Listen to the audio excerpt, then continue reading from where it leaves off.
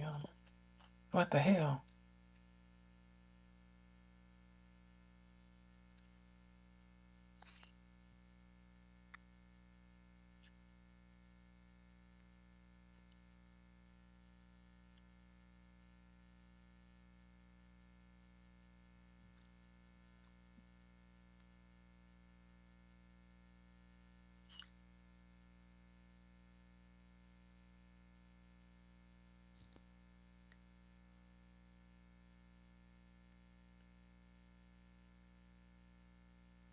Hey, Wanda, can you hear me? Yes. Okay, the music just disappeared all of a sudden. I didn't ask it Now, to. yesterday it wouldn't stop playing in my ear and it was going super slow and I couldn't hear anybody talking. It was just playing over everybody speaking, so I had to leave. Weird. Yeah, it kind of I had to create like three spaces. So if y'all got like three invites from me, please forgive me. I created one and I heard nothing. Then initially and I finally had to close the app and come back around. So it's a Oh, little wow. buggy. It may have something to do with these elections coming up because things are getting kind of strange. Yeah, buddy. So we're going to talk about degeneracy in Black culture. I'm going to hit on something that I've always kind of wanted to do, but had to look for the right time and to do it. I want to talk about psychological conditioning. So our topic today is degeneracy in FBA culture manufactured in think tanks? Short answer, hell yeah. Um, but what we're going to learn today is how it's done. We're going to talk a little bit about classical conditioning, Pavlov. Oh, so much to talk about. Um, uh, I wanted to kind of talk about it. I don't even know where to begin. It's a huge, huge topic because it's Yeah, been going on since minstrel shows. So let's just dig in. okay, let's do it. So, first and foremost, check the jumbotron. I'm about to put some in there from that talks about classical conditioning. Stand by one moment. Bam, there he is. So in the jumbo, what's this? Here it comes. Bam. Okay, so in the jumbotron, y'all will see uh, uh, two graphic organizers that talk about the same thing. It's about classical conditioning. So if y'all open it, if you would, let's look at it. So Pavlov, a Russian scientist, figured out that he could control a biological response.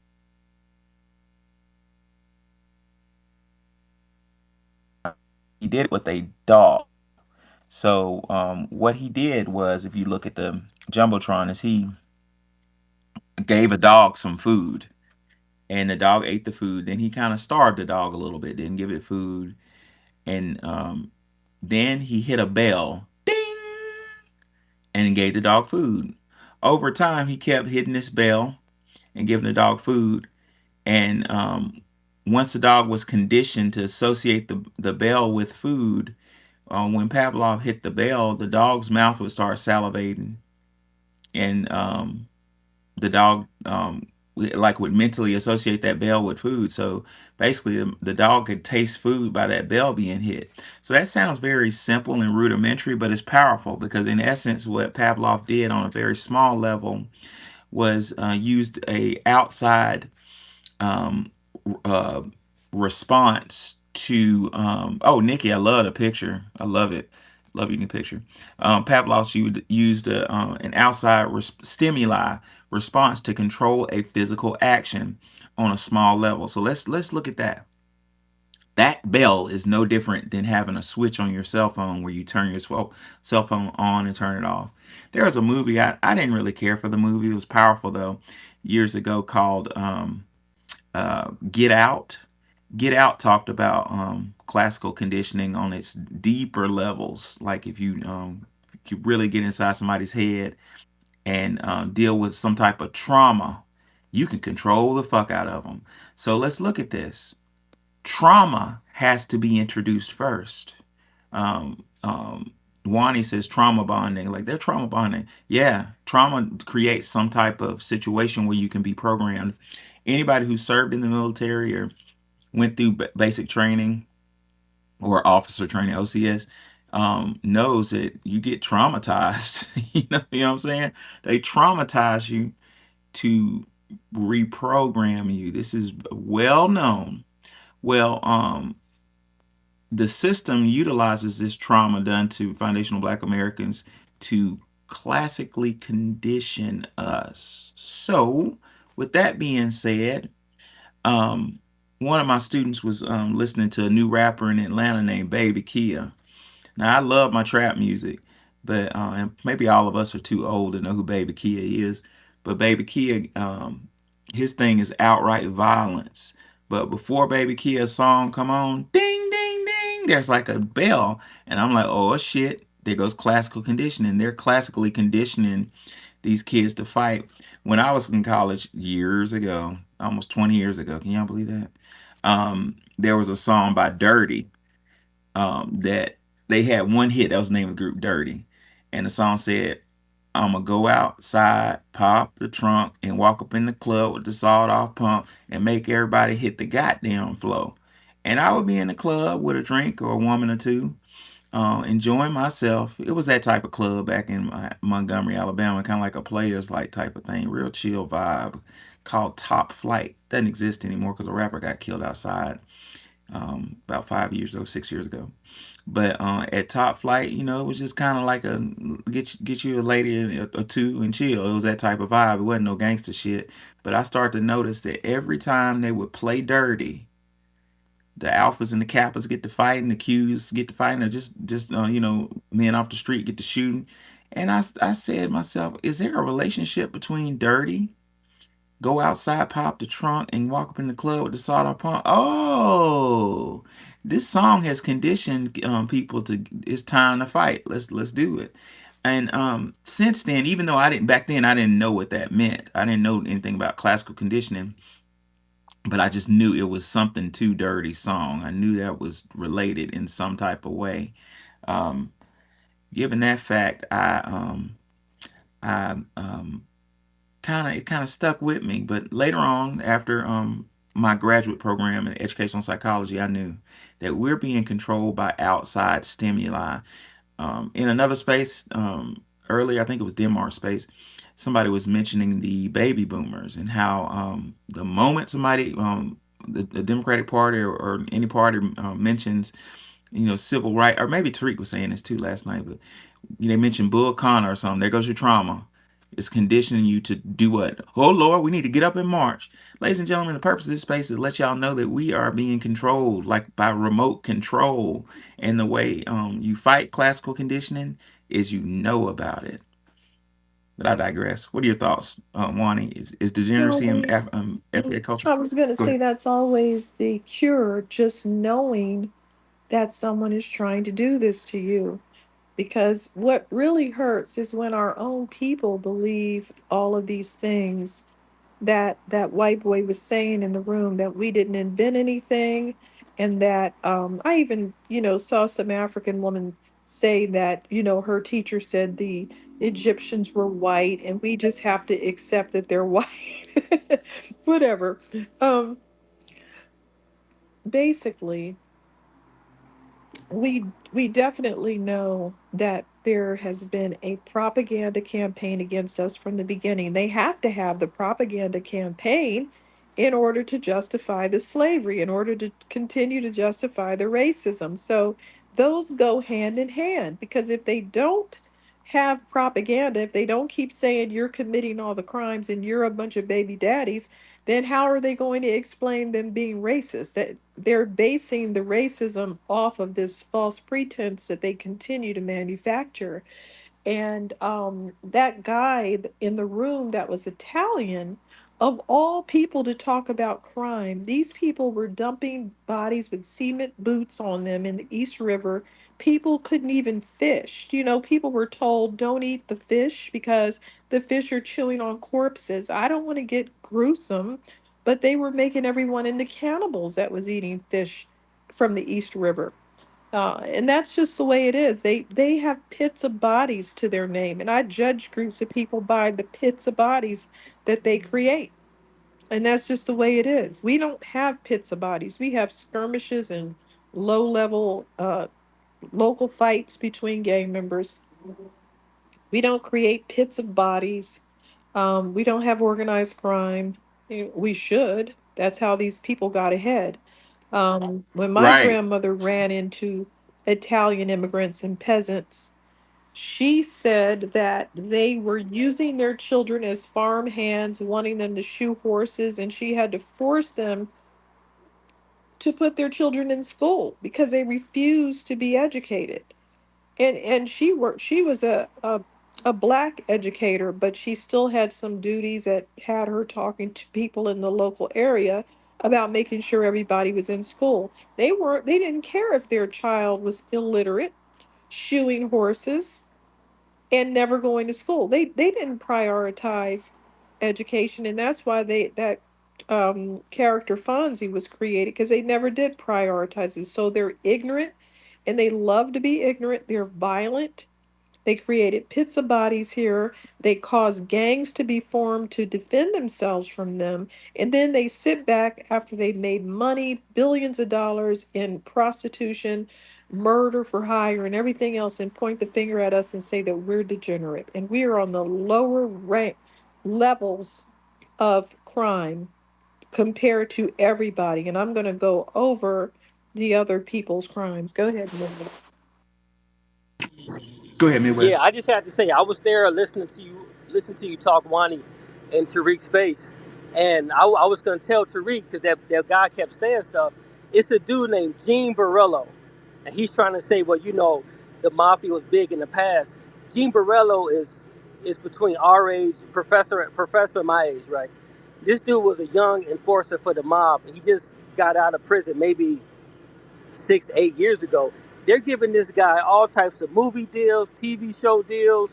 He's on doing interviews. They always do. Yeah, he's a young guy, and he talking about Wow. how. And I listened to him because me being the martial arts, I'm like, okay, I'm always listening how these thugs fight. And he said, I always have a good right hand. I'm always gonna pick up a weapon because I know I always run to guys who are trained. So that's why I listen to him.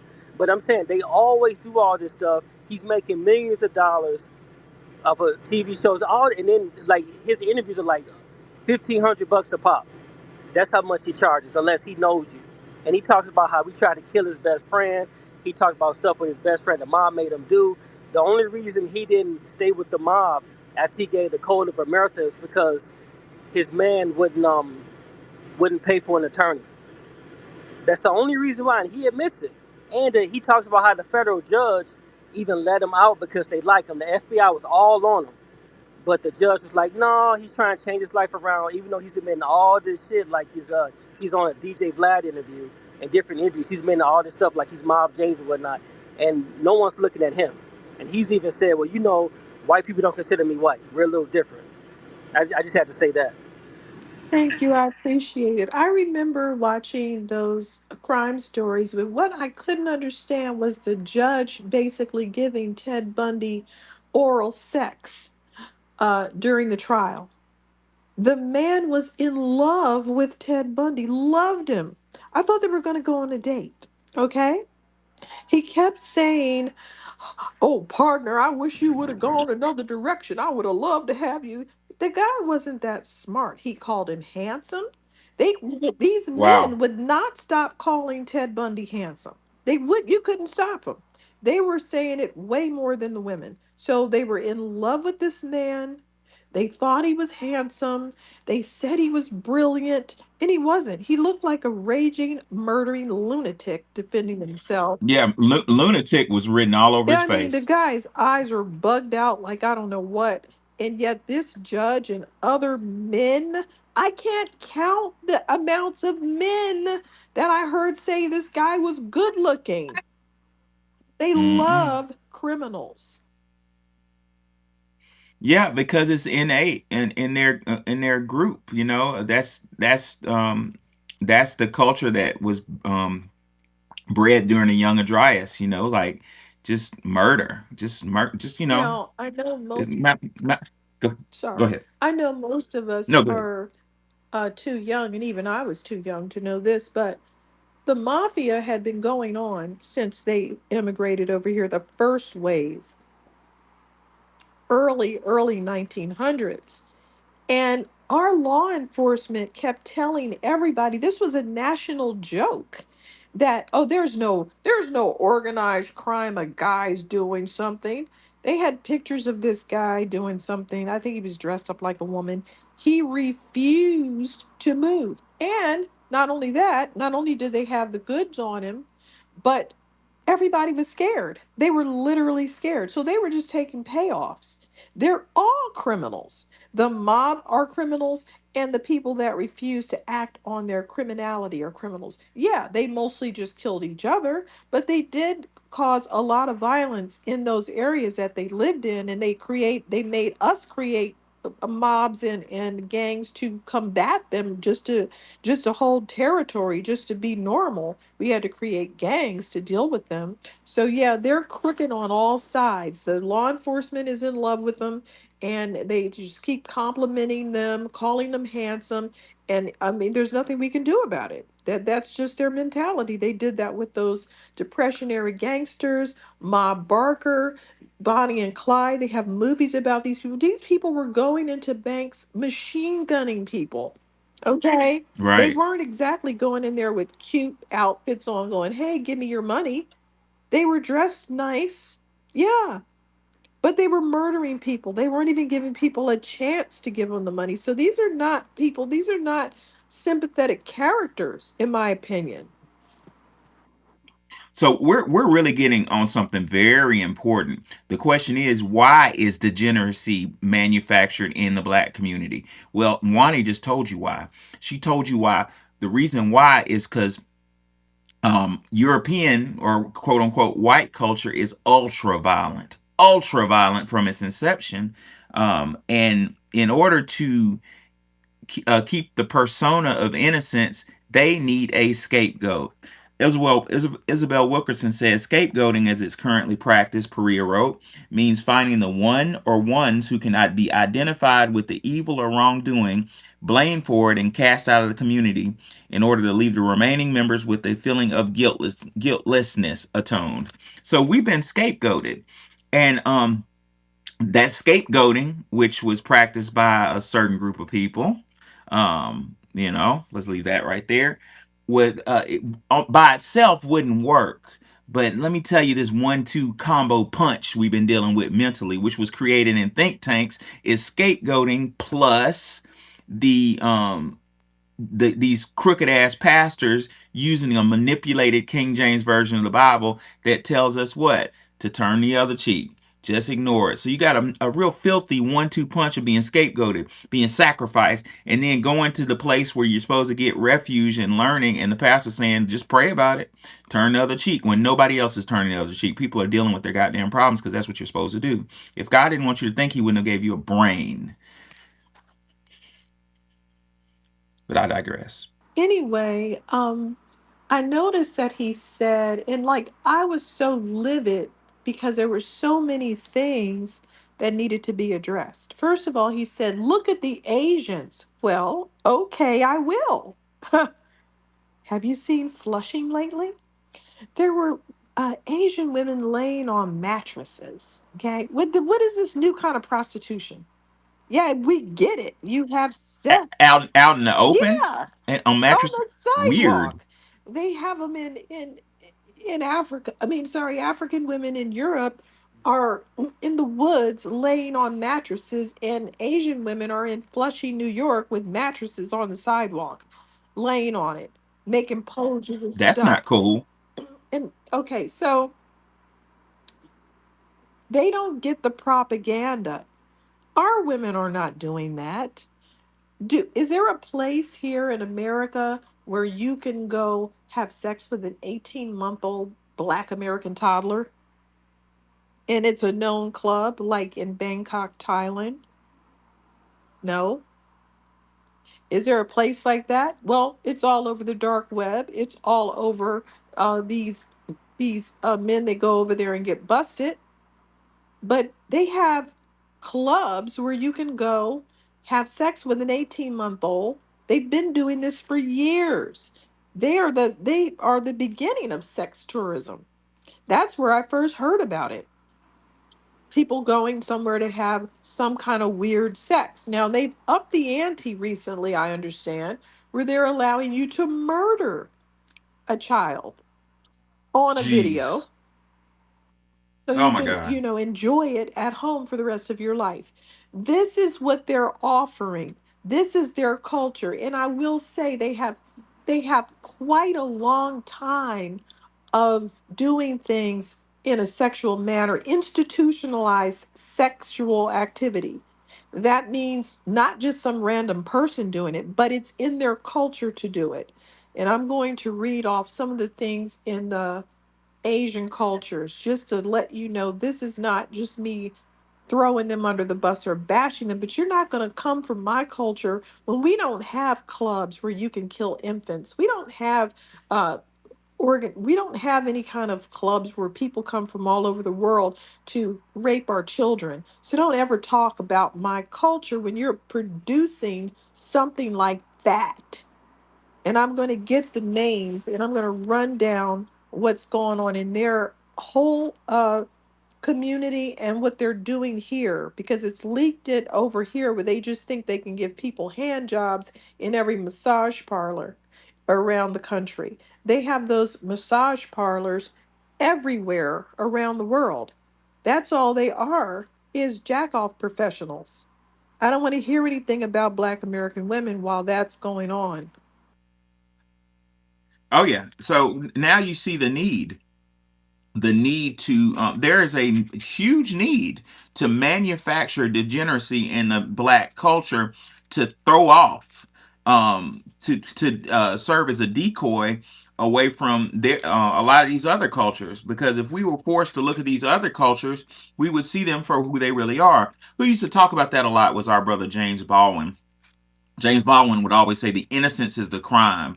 And James Baldwin said if the Europeans were forced to face the crimes and the cultural maladies that they've created through the epoch of time, it would just the facing of that would literally kill them.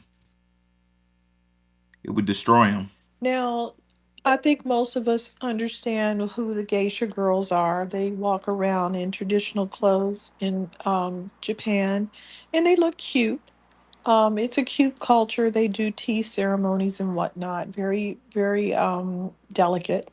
However, they are representing this culture called. Now I can't pronounce. I don't know how to pronounce this. It's Oiran. I don't know. I Courtesans. don't know. Courtesans. They used to be highly trained prostitutes. They would dance, play music, do calligraphy, and do the tea ceremonies as well. Now, this was going on in the 1600s to 1800s, right? And then they got some heat on their butts and they said, okay, now they're geisha girls and they don't do that kind of thing. They just walk around in the outfits. But Japan had what's called spring pictures. And spring pictures was erotic art. It's kind of like porn for back in the day. And they had a censorship edict in 1722 and they had to go underground. But some of the artwork I'm going to describe, one of them is called The Dream of a Fisherman's Wife, and it shows a woman having sex with an octopus. Another one is Buddhist monks and samurais were encouraged to have sex with children that they came into contact with for various reasons. And it was called The Way of the Young. Okay, The Way of the Young. Um, and they had these works of art. This is the title Samurai and His Young Male Lover. Get it? Another title is um, Temple Page and the Monk.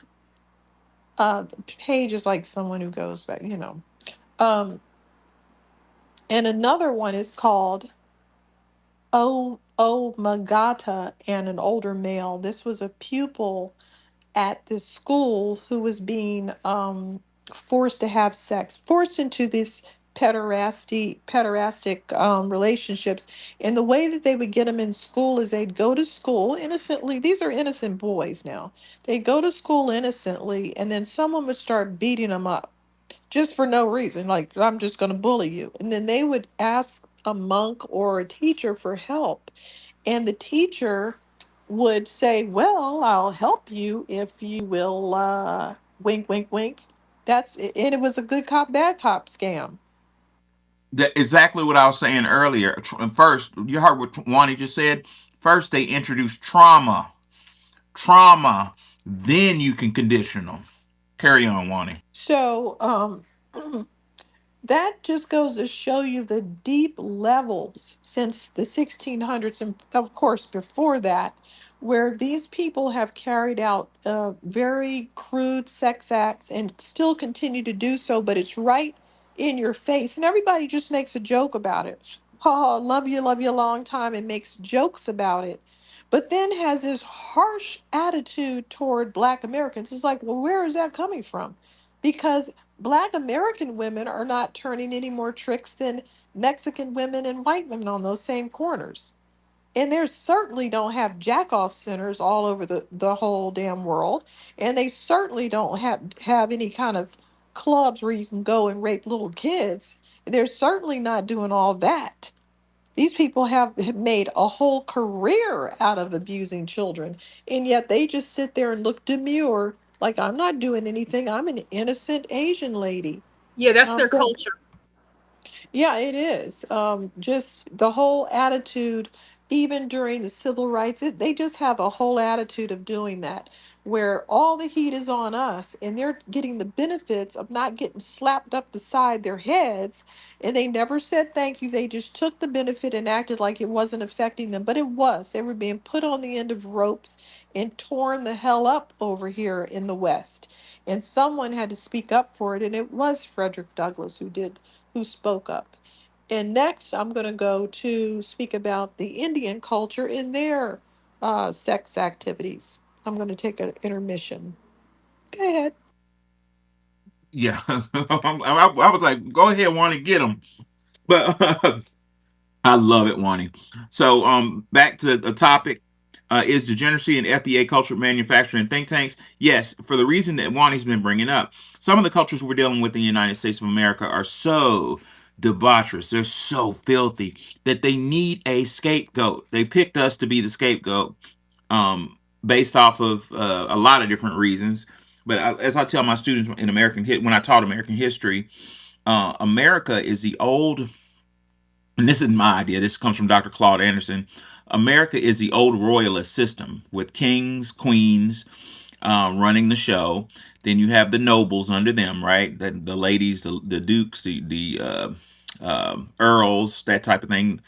The esquires is what they were known as. And up under the esquire, who protects the esquires and the royalty, the nobility from the rest of the world, the knights, right? Who's up under the knights? You have the serfs, like most of us in this room is a serf, people who work just trying to pay their bills. And below the serfs, you have the peasants. Peasants is the lowest possible class. So it's important to understand that in order to have a kingship, you have to have a peasant. Let me prove it to you. Let's say that everybody in this room was royalty. We were all esquires. And I said, you know what? I'm going to get us food. And I sent off to McDonald's or Subway, whatever, to get us food. We need people working at Subway to get us our food. So other esquires are not going to work at Subway. So it's an exploitive system. Now, how does this tie into the degeneracy issue? It ties into the degeneracy issue because in this exploitive royalist system, you need a group to scapegoat. You need a convenient group that can take on all the sins, all the burdens of the elite society. You need a blame group because it is important for the elites to walk around pretending as if they're pure. The more pure it looks, the more filthy it is. Okay, so now we're back to context. So basically, because we did some black exploitation films in the 70s and people say things on rap videos, that's supposed to be our culture, where these people have thousands of years of being sluts, whores, and tramps. And they have it in a context where, oh, we're just doing Kama Sutra. No, you're not. You're a prostitute. So they would go in a temple and say, I'm married to Shiva and yada, yada, yada, yada, and then have sex with all the rich guys that would come into the temple. Y- What? You're married to Shiva, but you're having sex with random people and you're doing Kama Sutra? Okay. So that's what the Indian women were doing. And now they're, they're all very confused because they think that they're moral and they think that they're Muslim. But I tell you, these things don't go away. Haven't you ever wondered how belly dancing fits in with Islam? Yeah, they don't want women to gyrate, but yet these women are gyrating. They don't want women to not be dressed, and these women are undressed and gyrating in your face. So the belly dancing is based on a fertility ritual that is far, far older than Islam, and Islam was never able to get rid of it. So it just exists there, and they just play, they play games with their own minds, making it look like, oh, well, this is, in context, this is a part of our art form. No, it's not. Okay? Why do I have to look at a woman dance while I'm eating lunch? Those don't even go together. Why would I want to see a sensual dance? They do this in the middle of the day when you're eating like a lunch. Sweating booty juice dripping all over your And steak. these It's women are disgusting. not in shape. She had a five baby belly gyrating around, and everybody at the table was like, can we make her leave? Is she like, she's very aggressive with it. Like, we're like, thank you, have a nice day. And she wouldn't go. And that was the men complaining. I just didn't understand how those things went along with Islam because I was told you can't get in the pool because you're a woman, but you're going to be forced to watch belly dancing while you eat and smell this little undertone of funk coming off of this woman's udders. Now, back to what I was saying. Another cultural thing that these people do is they had this group of people called thuggy. The word thug comes from the thuggy. The thuggy operated since the 1300s, or they don't even know when. I mean, they're just guessing, but it's old, very old. And they would go around and catch people. They're like highway robbers. They would know someone was transporting something and they would mug them and of course take their sons. That's how they increased their numbers, by kidnapping people's sons and murdering them. They would take a silk belt and wrap it around the person's throat and choke them. They were not allowed to spill a drip of blood. This was a ritual for goddess Kali. Now get this. This is some more hypocrisy. This was a ritual for goddess Kali, and they said, "Oh, it's not about the money that we're stealing." They killed millions of people, by the way. How do you even do that? How do you kill millions? But they did. Um, they said it's not about the money. We're doing this for goddess Kali. Now get this. They weren't all Hindu. These were Sikhs, Muslims, and Hindus that all got together to rob people and choke them. And the goddess Kali said, don't spill one drop of blood. So you have to do it right. And they said that she was telling them who to mug and who to kill. So that's where they were getting. They did that, and of course the white people didn't like that when they showed up over there to colonize. And they're like, whoa, whoa, whoa, we could get jacked up. So they tried to get rid of it, and they did. They eradicated it because it was interfering in their transporting and stealing. And so you have two weirdos battling each other.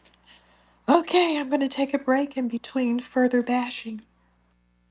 So, that's my cue. So, with respect to the goddess, Callie, if those of you of a certain age remember, Indiana Jones and the Temple of Doom, there was an excellent scene of Callie's sacrifice. You remember the? I'm about to trigger some of y'all memories from a little kid. Remember the scene where it was a Indiana was forced to watch this dude, this Indian dude, sacrifice this guy, and he kept chanting Kalima, Kalima, and he took his heart out. He ripped his heart out of his chest, and the wound healed back up.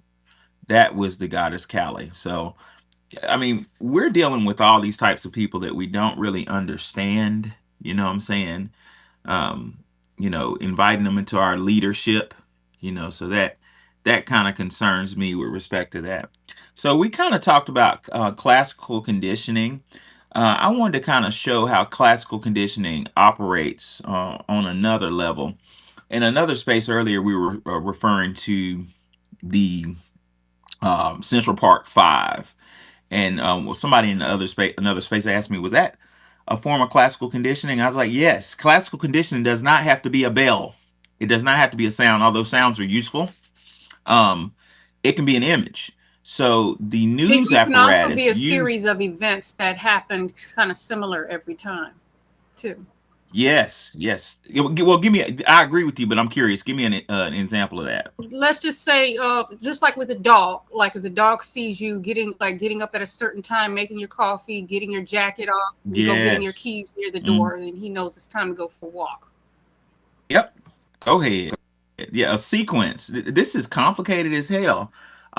Well, they brought up the Central Park Five in another room, and I was like, yeah, that was used. That was used as a vicarious um, instrument um, to classically condition the United States against young black men. So the news would frequently have the Central Park Five on, painted as murderers and and filthy, murderers and degenerates, and playing them at a certain time, like Nikki said, a certain time, right, strategically, right when you get home and you kick your legs up and you're ready to, before you eat, you're being conditioned to watch the news. Don't think that the news is not, well, the old news media was not intentionally put on at a certain time. So essentially, the Central Park Five, seeing that likeness of young black males who are accused of doing heinous crimes over and over and over and over and over again, conditioned the white population and even some of the foundational Black American population into thinking that young black males are degenerates. You know what I'm saying? So you watch that Central Park Five for about a year, and imagine you're a white male, and you go to the grocery store, and a group of young black men walk in. What are you gonna think? Degenerate, get them. So this is done on a large scale. Conditioning is very real, and a lot of thought is put into it in psychological think tanks. Now, chaotic truth. I'm gonna attempt this. What's on your mind? This better be good. You're on probation. Come on, chaotic truth. Hey, let me know if y'all hear me and I'm supposed to be on mute because I'm on my computer. So just tell me to Oh, mute okay. myself. Okay. Okay, I got you. I'll, Chaotic truth. I You, will. you got 5 seconds. He down Chaotic there truth. with he down there with a white woman. Give him some time. Oh, Lord. He went to listening. Chaotic truth. That white Make your woman slapped submission in his butt back five. in the listener. Okay, good deal. Uh, K-Bot. Hopefully, you're speaking to the topic. I'm not really interested in hearing about crypto. What's on your mind? Good afternoon, friends. Uh-oh. Good afternoon. um, I've had the experience of working in the music business, the Universal Music Group, and you'd be surprised how many meetings they have in large conference rooms, and no person of color is in there, and they're controlling the airwaves, they're controlling the television waves. It's very conditional. It's very evil, and I, for one, believe that the prison industrial complex had a hand in this narrative because I'm from Indiana, okay, and before the pandemic, they were going to build a $500 million jail, and they were putting it on the paper like, yeah, we're about to build this beautiful looking state of the art prison. Isn't this lovely? And when they build these things, they have to put people in them.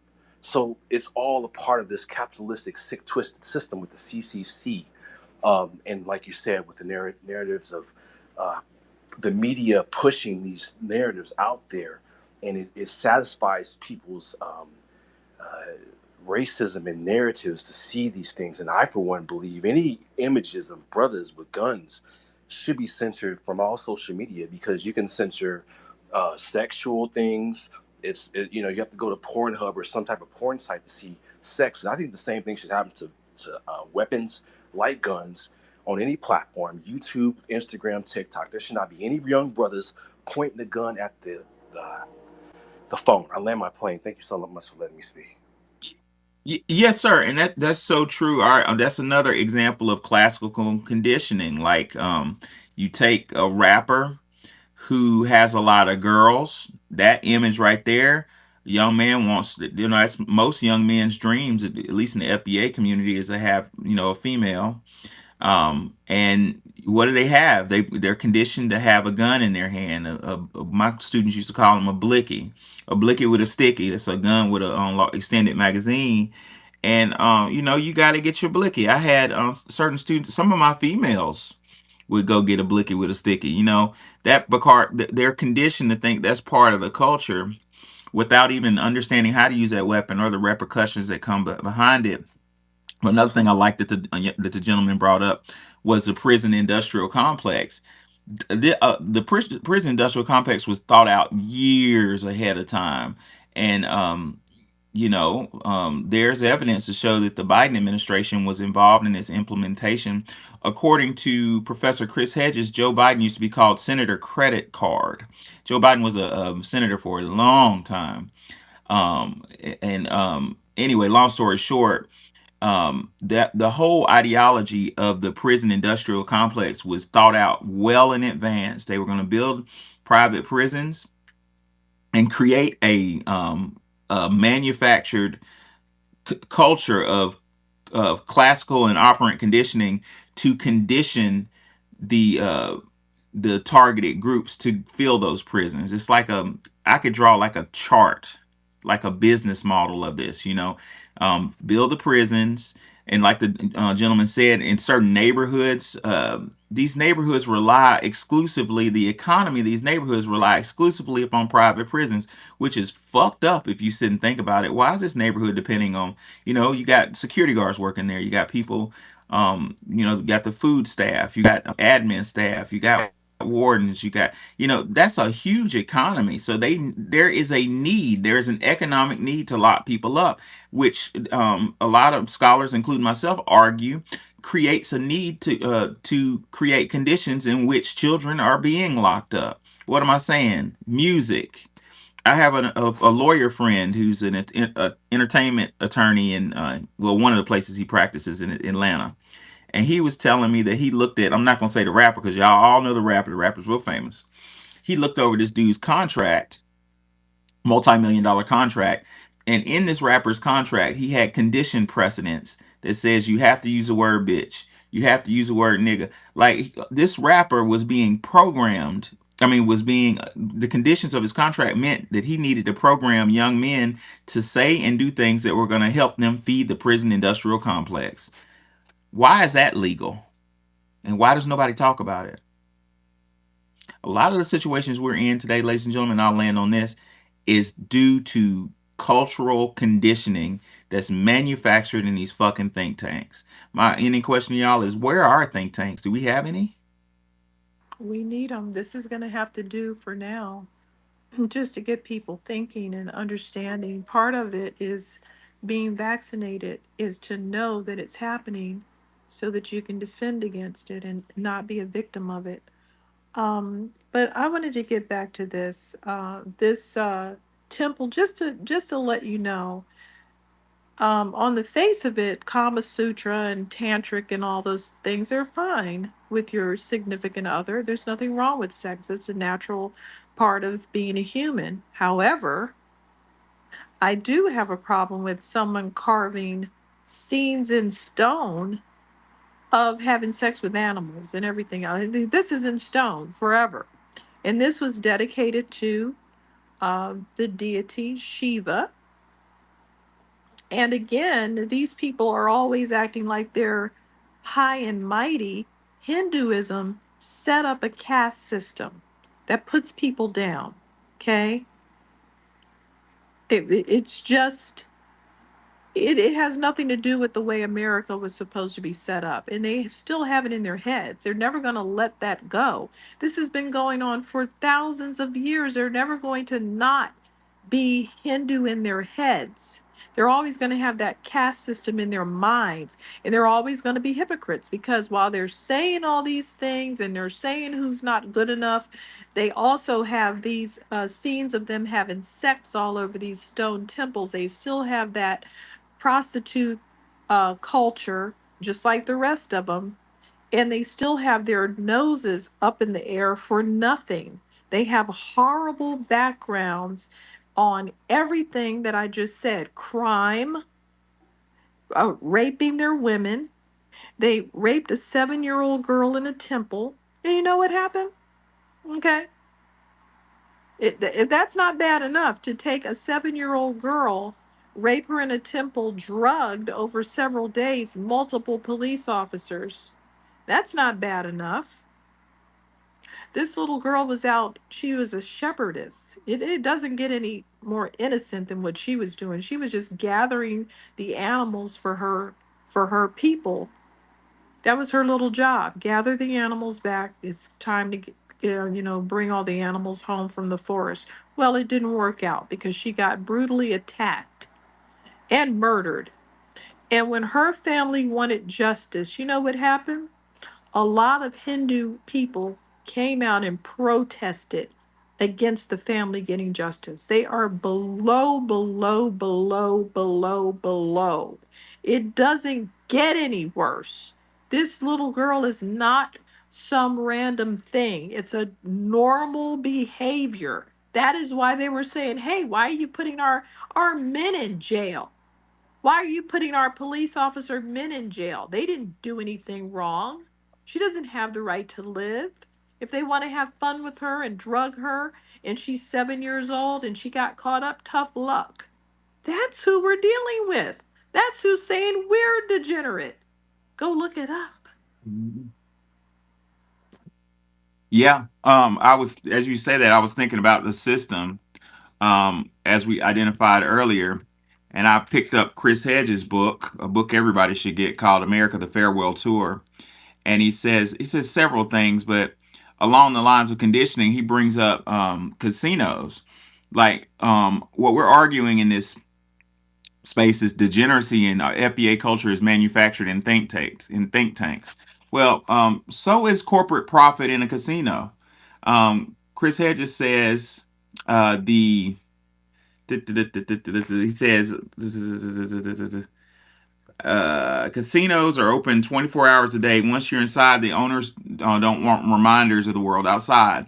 So psychologists got together in a casino to figure out how to keep people in there, right? So no windows. They don't want you to be thinking about, oh shit, I got to go pick up my child. He says the odds. He says the lobby that there's really just shunting you. You will have in these other profits. The carpets are not supposed to ever have right angles because it would mean casino patrons would have to stop and reflect and make a conscious decision into turning into a gaming area. Think about that for a minute. Casinos don't have right angles because if you're walking in a right angle and you hit a wall, guess what? That's a break in thought. And you think, well, shit, oh, damn. It snaps you out of a spell. Why am I here?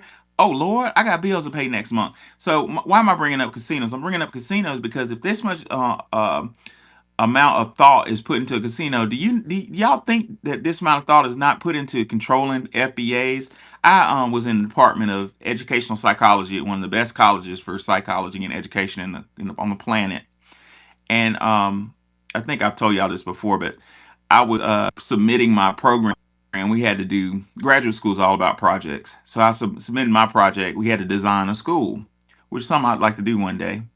But I was the only FBA in there, only FBA male. It was three FBA females that dwindled down to one by the time I graduated. And anyway, I presented my idea. My idea was a school for the black community, of course, that was real viable. It was like kind of a optional school where you made high test scores. We were going to take kids from the ghetto and put them in this safe environment. And do you know, there was a white boy in my class, a young PhD candidate. He was 24 then, blonde hair, blue eyes, married to a blonde hair, blue eyed little white girl. And he got mad at me. He said, "No, no, no, you're not saving the black community. That's my job. I'm here to save the black community." And I didn't understand that then. But what I'm trying to say is a lot of thought is put in, psychological thought is put into how to manage us. Last but not least, um,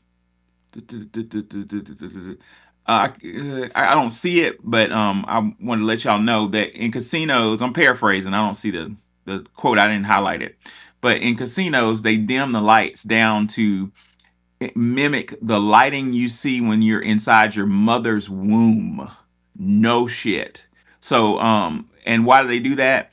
Because your mother's womb is supposed to be very comfortable and you don't really want to leave out of mommy's womb. So they make the casino look like a fucking womb. So you just stay in there and spend all your money. These people have human psychology down to a T. Yeah, my mother Um, mentioned that. She said that the carpet was psychedelic, so you get dizzy and don't know that you're spending up all your money.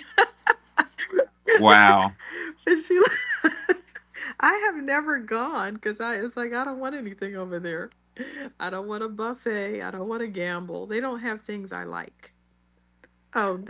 Oh, Chris Chris Hedges says this quote disorientation is a design strategy. That's what one it was talking is. about. That's right. Notice they allow cigarette smoking in there. Why do you think that is? Right. They let you do anything. Yeah, That makes you yeah. comfortable. They want Chris says they want to keep patrons into the zone where they'll remain open and permeable to emotional triggers. Hello, Mhm. no clocks. Clocks are like a right angle. It brings you into a time and space. It locates you. They don't want you to feel located. They want to disorient you. So, what I want to ask y'all the question rhetorically is what type of things are done in the foundational Black American community that disorient us and keep us away from realizing our reality? Let me give you one. If you look at these political, particularly the Democratic um campaign, what are they always like partying, playing Frankie Beverly? Woo! Everything's a party. We're not in a party type of reality. That's psychology, ladies and gentlemen. Call the whoever, the fraternity sororities, and have them do a dance. You know what I'm saying? Yeah. Let's get out here and start I think twerking. there's It's something. keeping I you away. think there's something that they are seeing in Black people, specifically foundational Black Americans, that reacts differently to music and dance and sound. There may be something specific within our makeup, just the way that we react to music and the way we are culturally. Everybody has to copy off of us. I'm thinking that they're seeing something specific in us that they can roll out just to us when it comes to Yeah. partying I and think music. there's a, Yeah. they think they're No, vulnerable. I totally agree with that, but I'm 100% with you. But my point that probably I didn't correlate good enough is that just like the casinos don't have right angles and don't have clocks because they want you to just be in there like a mindless idiot spending all your money. Um, these Democratic conventions that I watch don't talk about issues because if they start talking about issues, that would kind of wake us up. Like, wait a minute, you're right. I don't know how I'm gonna retire. Wait a minute, I don't know what I'm gonna do with my daughter. How am I gonna put her? They should be there talking about issues, but instead of talking about issues, they got you up there dancing. Hey, President, President. President. Good evening, kings and queens. Thank you for letting me share. I just wanted to touch bases when Professor Allen was talking about the rappers and things like that. I posted on the page about an article with Ellis Washington and the Rothschilds and how they came in and helped shape our culture back in the day with rap. I'm a '60s baby, early '60s baby, and I remember the first song being Chic. And yes, they do this feel good stuff. They get you in a zone where you feel good and you know your emotions all into it, and just like when Bill Clinton played the saxophone when he was president, and everybody got to feeling good because this guy from Arkansas dealing drugs to our community can make you feel good playing the saxophone. But that being said, I had read that the Rothschilds and those that got involved with the the music industry actually had contracts not just for the rappers, but um, it's really kind of degrading to hear these rappers calling women the B word and the W or the H word, however you want to spell it. And then it's been said too that even the ones that did gospel music, in their contracts, they couldn't mention the word Jesus. They couldn't mention the word Christ if they wanted to get ahead in society, in our music, and in the gospel industry. And so, yes, they have shaped our culture. It's been manufactured. They've looked at us, they studied us, and we are some intelligent beings. We have a lot of um inventions over the years, and things like that, that they took credit for, or we sold out, for whatever reason, money, hardship, and we just need to claim that and take it back. And I just wanted to touch on, yeah, the prisons, the private prisons, and that was for labor as well, to continue to do slave labor and have folks working and doing things and producing products that they won't benefit from or even get an income from. And yeah, it was manufactured when it came to the cocaine and the marijuana as well, to destroy the families. And back in the day when they gave us the food stamps, gave the women food stamps in the 60s, the early 70s, and but they had a string attached. If you get the food stamps, the man can't live in the home. So you're breaking up our families. You broke up our families with the crime bill. So that was a part of, to me personally, a strategy to continue to destroy the black family, not have the black man or father in the home. And so yeah, it's sad to see. I'll just say this last thing. I watched this video recently of how these manufactured think tanks or whatever, for through the Freemasons, from when they started, the Freemasons, oh, the Council of Foreign Relations, um what was the other one? Council of Foreign Relations, and another one that's slipping my mind right now, um, that actually work um, continuously to keep us oppressed by any means necessary. And but we're gonna rise above it. I just believe in my heart we're gonna rise above it. We see it, and I thank you, Professor Allen, for having this space so that we can kind of broaden our horizons and eventually rise above this beast or this demon that has oppressed us in so many ways. And um, but because we're a threat, we're not dummies. We are intelligent beings, and it's gonna be all right. I just believe. I'm just being positive. The more we talk about this and to shed light on history and what's going down, the higher we will rise as a people. Thank you for letting me share. Yeah, I love what she said about the I wouldn't have thought to bring that up, but that's excellent. She brought up a very excellent example of classical conditioning with the welfare and the not having the man in the house. So the stimuli was money. Money was stimuli. So you say, black woman, give you money if black male is not here. And for the first generation, the black woman's just like, you know what? I'm gonna sneak my man around, but I'm not gonna have him here so I can get my money.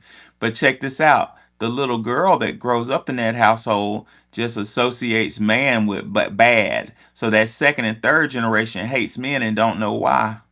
They've been conditioned to hate men, and it becomes a love-hate relationship. Roger Ward. Real quick, is that associated with that white guy saying, "Here, I'm here to save the black people," or or him Yeah, basically saying, "I'm here to control the black people"? Is that that bastard viewed me as a threat. He just, because what I was saying was a really great idea that I actually still have the idea, and I was getting a lot of applause in my classroom. I was the only black dude in there. People were like, "Damn, that's a great idea." And he had to, the demon in him had to come out. I know I'm gonna save the black community. It was like some satanic type shit. But he's a PhD now, psychologist working with in black neighborhoods, and I know he's not doing anything well. This is where the problem comes from. It comes from the top. It doesn't come from the bottom. These people are orchestrating master plans to keep us in line. And then I think his last name was German. You see where I'm going with So this? they So got these think people, tanks too. Basically, is what you're saying.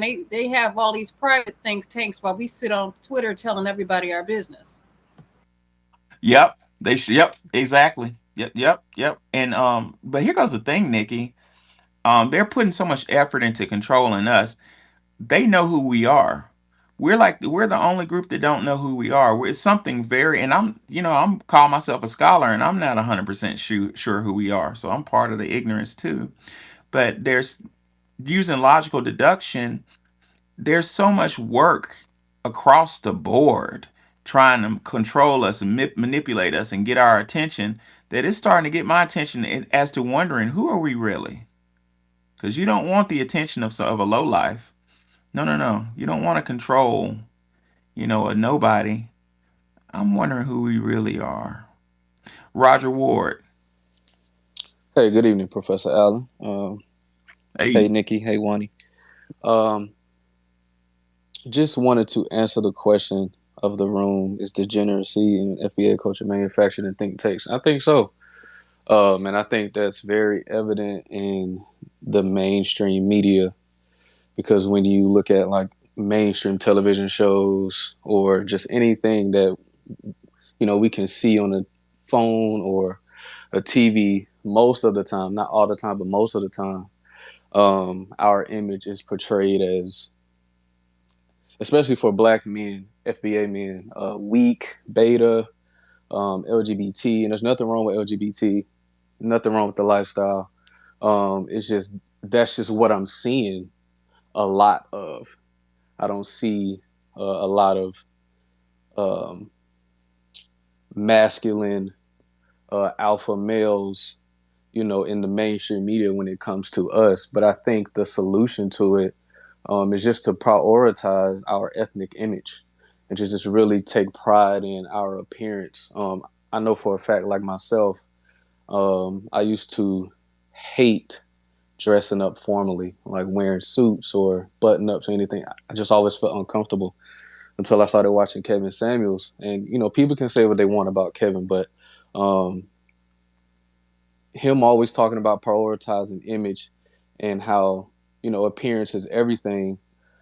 And I'll land with this quick story because I basically like gutted my entire wardrobe. I used to wear a bunch of tennis shoes and ball caps and sweatpants and things like that. And I still kind of wear it from time to time, just based on where I'm going. But um, for the most part, I wear button ups and I wear suits and I like nice trench coats and jackets and slacks and things of that nature. But to the point, because I really like to do like my own kind of personal social science like experiments.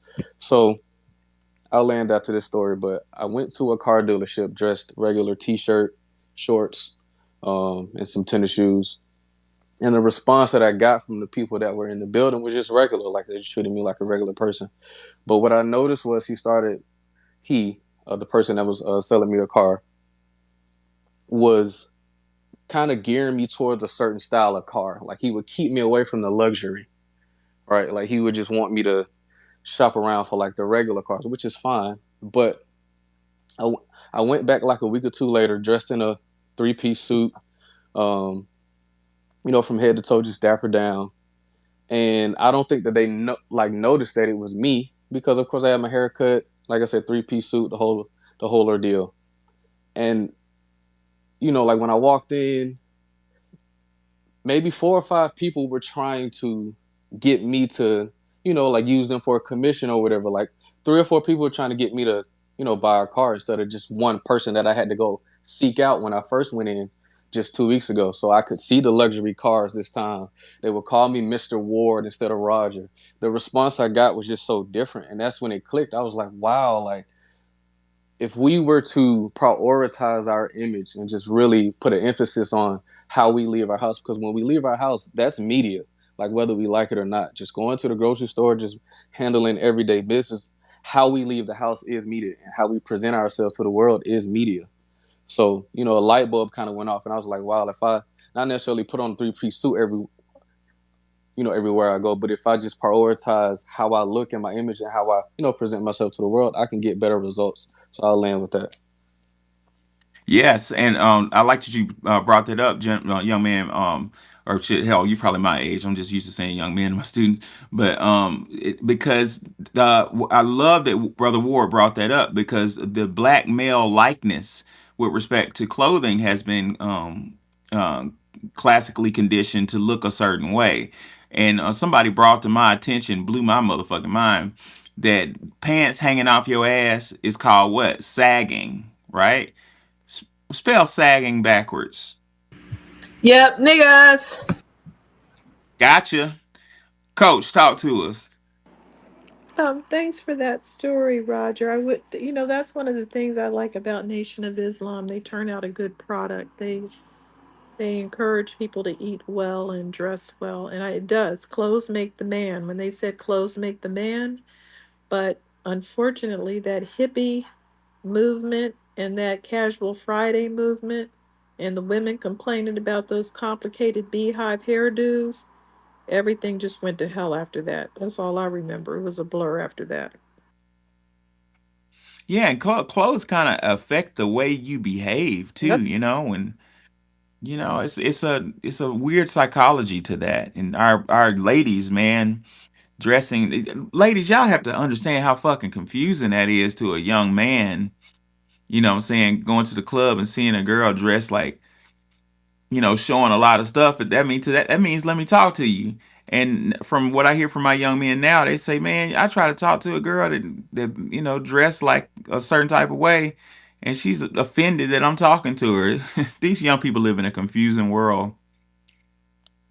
They really do. Co- I don't know what, mm, I guess, well, the clothes are not an invitation. I don't know why they're wearing the clothes. They have different reasons for wearing sexy clothes. Maybe they want to impress their girlfriend. Maybe they think it just looks cute. Um, you know, it's not necessarily a man catching outfit like it used to be. So these signals are very much changed because it used to be more like I got on my man catching outfit type of attitude. But now I don't yeah, know. The signals are all mixed up right now for these people. Go ahead, Coach. yeah. It used to mean I'm available. Coach. Hey, appreciate the space.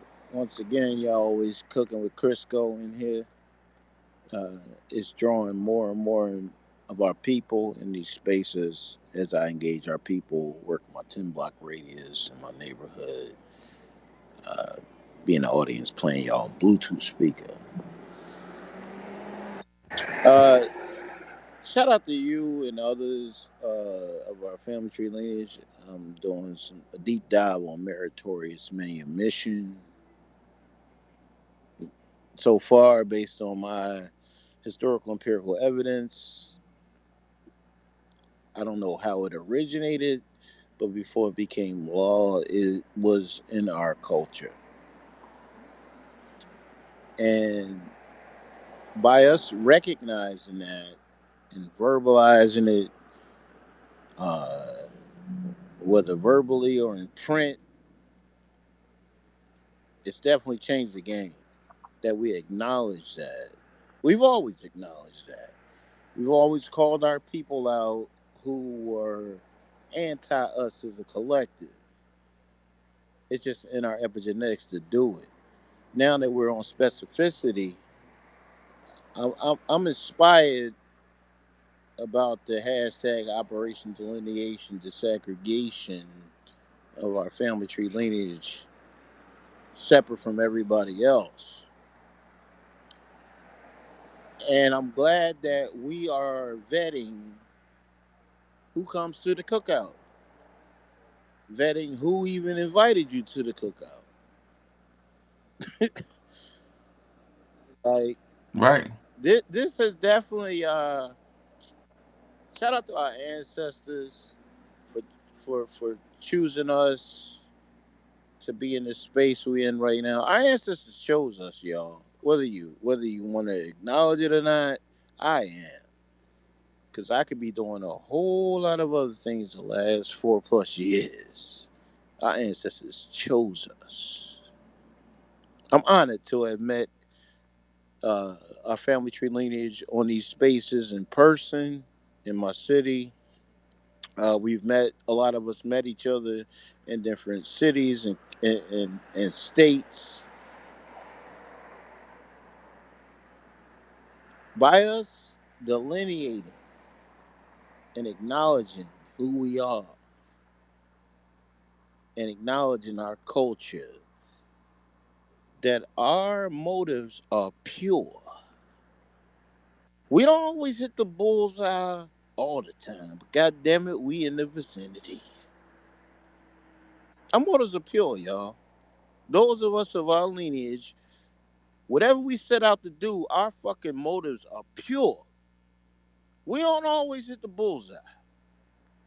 But I'm gonna say it again, we in the vicinity because our motives are pure. And when we find out others' motives aren't pure, that's where the tussling happens. That's where the vetting happens. Like, what? What? Why you ain't? Why? And it's like, okay, we've come to the conclusion we're just not like you, and you're not like us. We're not even upset that that's how your culture operates and practices things. However, on our ancestors' soil, you can't do that here. Do that where y'all from.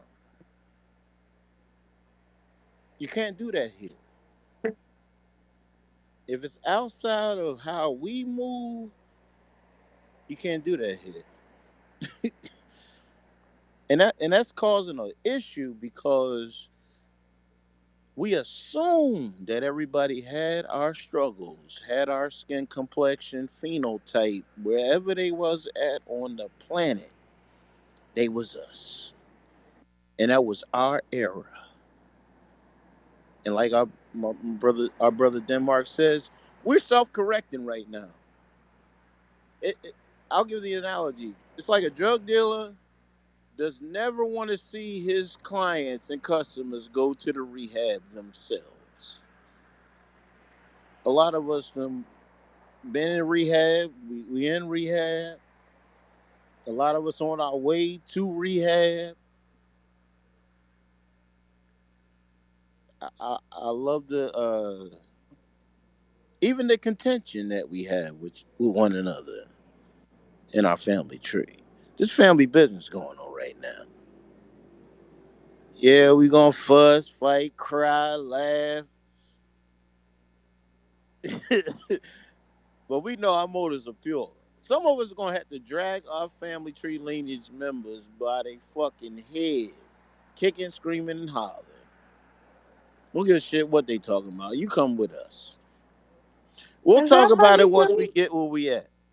Is that how you deal with them? Not how we deal with it. Listen, Hey, some of these family members shoot now, so you Man, gotta be listen. careful I, with them. I said some. I didn't say all. I said some. What's going on, But Professor? What's up, no, I'm, Wani? I'm, I'm very Nick? I'm very encouraged What's up, brother? because thanks to running a lot of y'all in this space, I'm in the city of Philadelphia.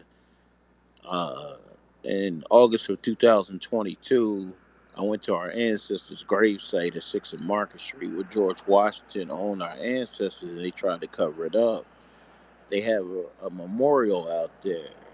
It's encased in glass by the Liberty Bell. If you're ever in the city, you can come see their gravesite. Uh, The art museum steps of the movie Rocky. I found out that our ancestor was the architect behind all of that. I didn't learn that shit in school. It's thanks to running to y'all. Right. I've been in this city. I'm 54 years old. I never knew that our ancestor is the architect of a lot of the stuff in the city of Philadelphia. Them rocky steps in that movie, our ancestor was the architect behind all that. Oh, so they put that That's together. just, I'll speak my piece. What's Go ahead, going on? How Kanye. y'all doing?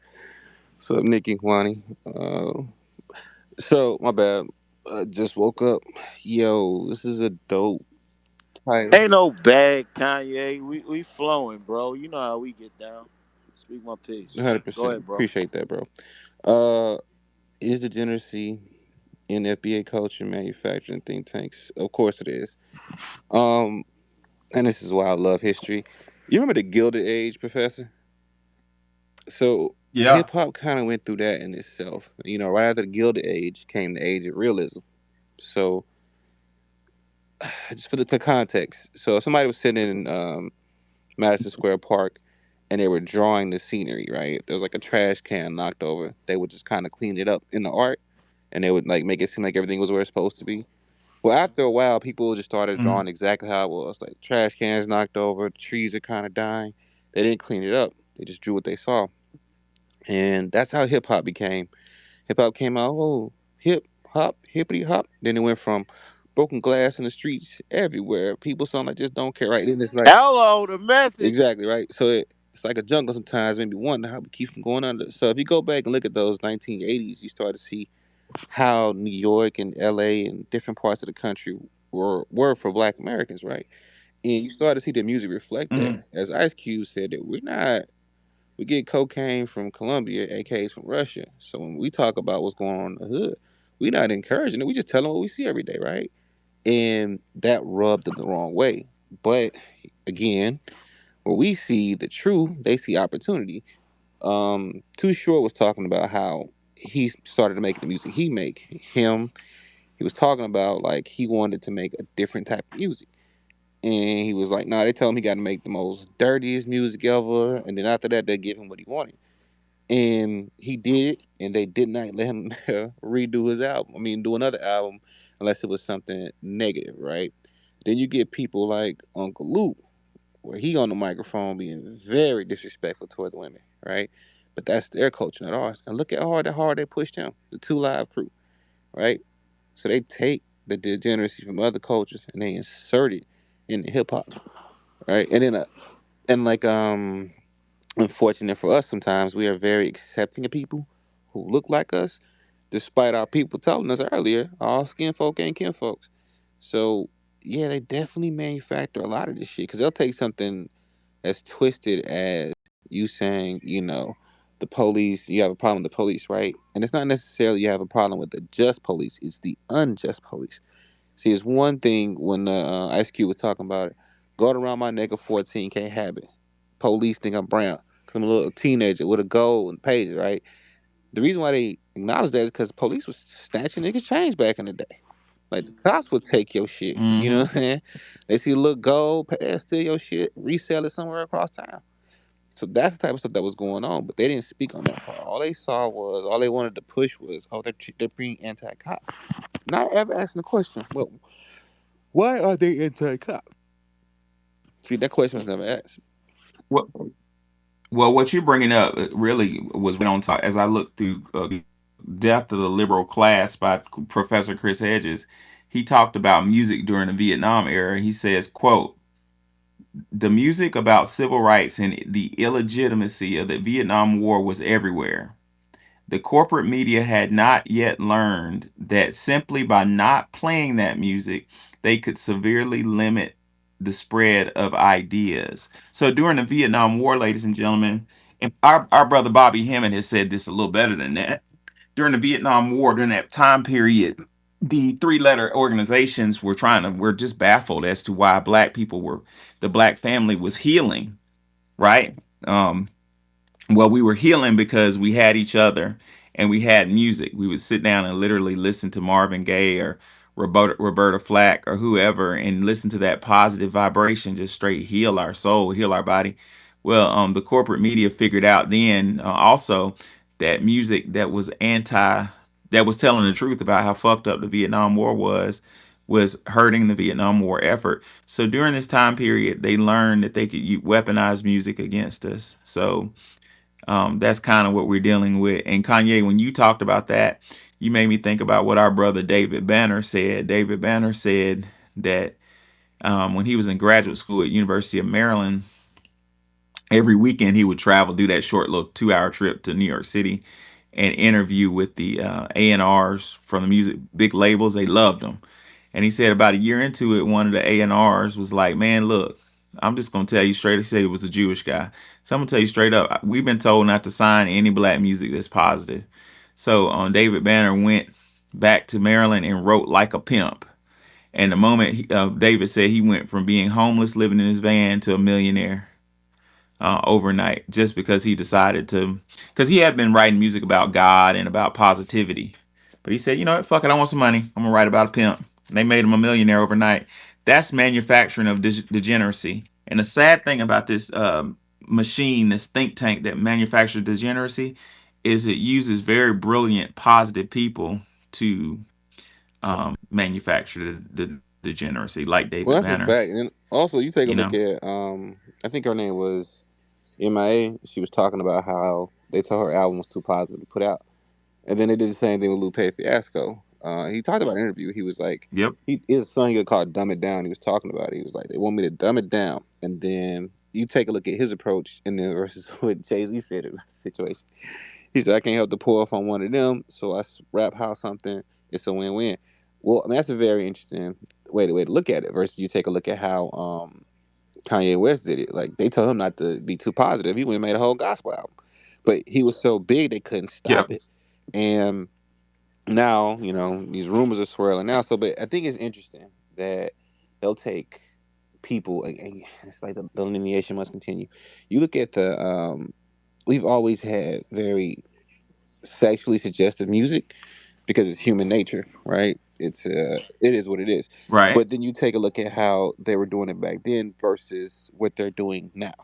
It's not the same, right? You take a look at Michael Jackson and Prince. They sung about different things, intimacy or whatever, but it was more so of they didn't go past a certain line, right? Where they just let your imagination take the rest.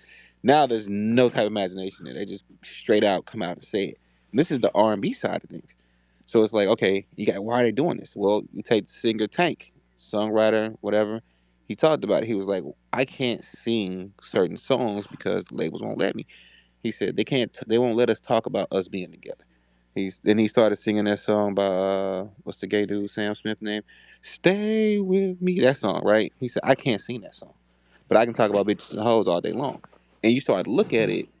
Um, Adele herself has a lot of songs like that you would typically hear somebody like Sierra, the Money Long chick singer, talking about being and love and shit like that. Now it's like, what can I get out of this Right. person? And then you start to see that push down into the culture. Now it's less about what can we build together and what can you get from the opposite person, which is not sustainable at all. Yeah, sustainability is the enemy of the dominant society. They don't want us to be sustainable. That's a very good observation.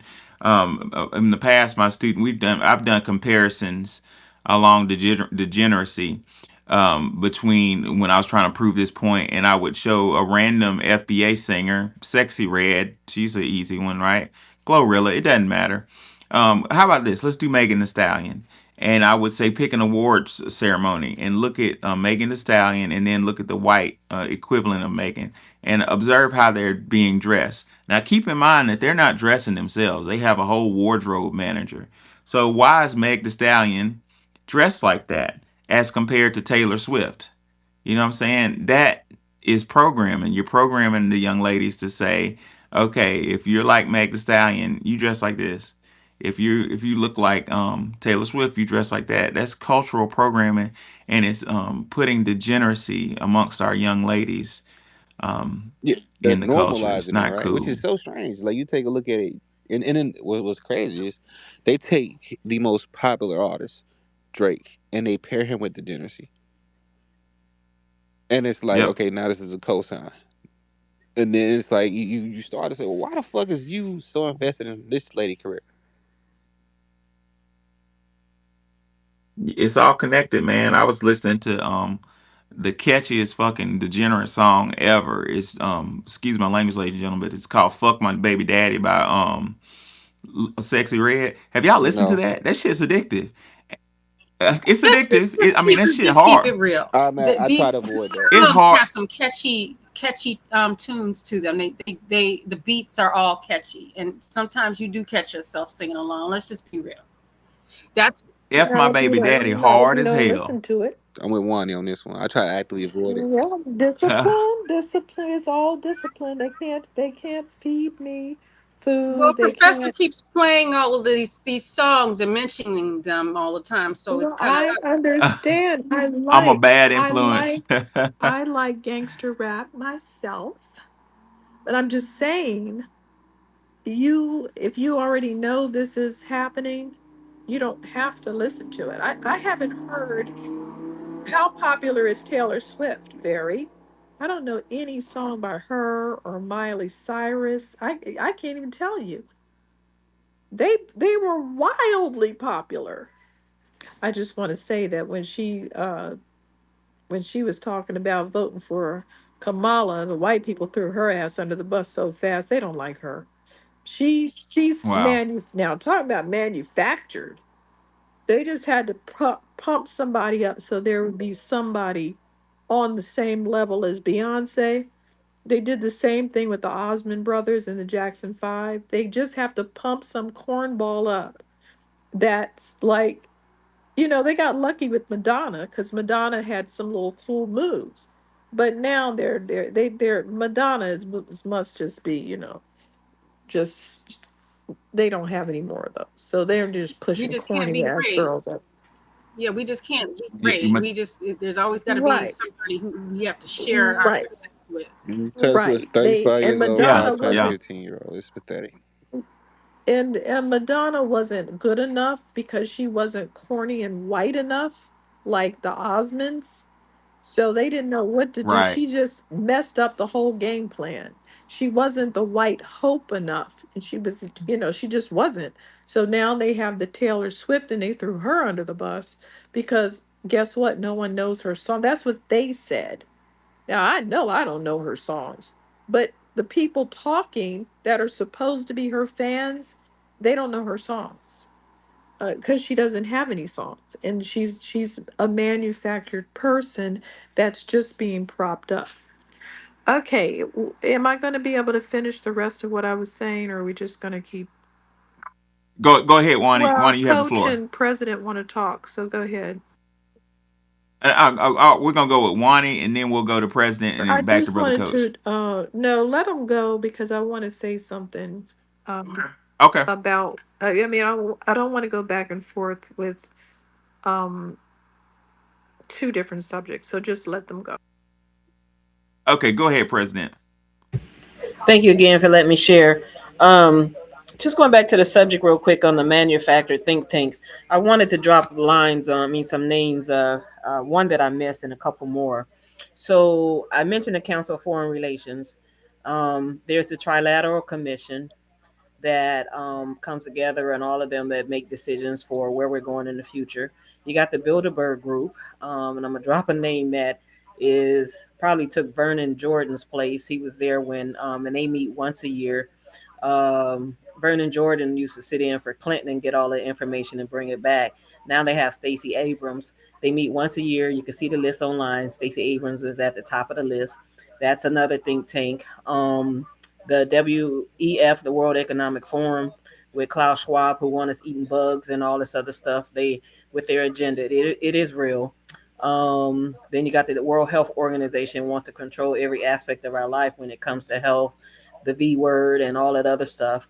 Um, and Davos is where they meet every year as well, once a year, to plan out our lives.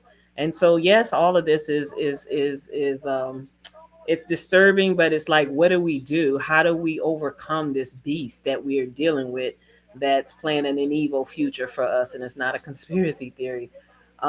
And then just on the music, I love music. I don't have a stitch of rap in my library. I mean, I have still have my 40, not 45s, but I still have my albums. I still have my cassettes, and I have my CDs. Mostly a lot of gospel, but Teddy Pendergrass, and his song is relevant today. And yes, they had a positive message back in the day. They're still relevant today. Wake up, everybody! No more sleeping in bed. He's gone. Luther Vandross. Whether he was talking to a woman or not, you don't have to always have a sexual connotation attached to music. But he would sing that song. He could make it better. We can make it better. I mean, if we take the positivity out of all of the old school music, man, I don't know where we would be. I mean, I think about the days when we would sit down and play cards and play dominoes and just have good, clean fun, barbecues, and no guns, no shooting, no killing, no drugs, and all that other stuff.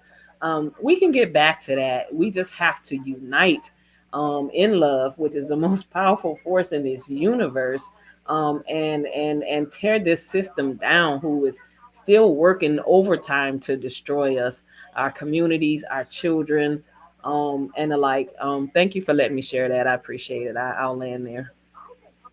Oh yeah, thank you for sharing that, and you made some really good points. Um, c- uh, Coach, go ahead, Coach. Coach, can you hear us? All right, Coach may be having technical difficulties again. Brother Hazel, did you have something you wanted to add, man? I think this is Brother Hazel. Brother Hayes, excuse me. Brother Hayes, you have something you want to add? Can y'all Shit, hear me? no, I can hear you. Not yet, Okay. not yet. Okay, okay. It was something that President made me think of. It's escaped my head. She brought up a really good point that I wanted to address with the music. But quickly back to Sexy Red's "F My Baby Daddy." Years ago, a year ago, me and my students analyzed that song, and in the song, again back to classical conditioning, in the beginning of the song, Sexy Red says bow, bow, bow, bow, bow. And I was like, that's interesting. That's like, kind of like the bell, the Pavlov's bell. And then one of my students analyzing, she's like, Dr. A, that's bow, like when you bow before somebody. And I was like, oh shit. F my baby daddy is a I thought it spell. was Bow the God. Bow. Oh my Oh dang. I God. didn't What even is think happening about on that that. song? I didn't even think about that. Bow, bow. Oh, that's awful, Wani. It makes perfect sense though. Wow. I don't have anything else to say. Wani, you're up. It, people's hands are up. They don't want to hear the rest of this. Coach it can't hear us, I don't think. And Kanye just went. We're gonna come back to Kanye, but go ahead and Yeah, I'm finish, about to Wani. Okay. tell one. He want to hear it. Cook up one. Well, I was talking about the fact that I want people to understand that the people that are passing a judgment on rap videos and black exploitation movies from the 70s, I want to point out what their cultures are historically doing, institutionally doing, and presently doing. So when I say institutionally, I mean not just random people doing things.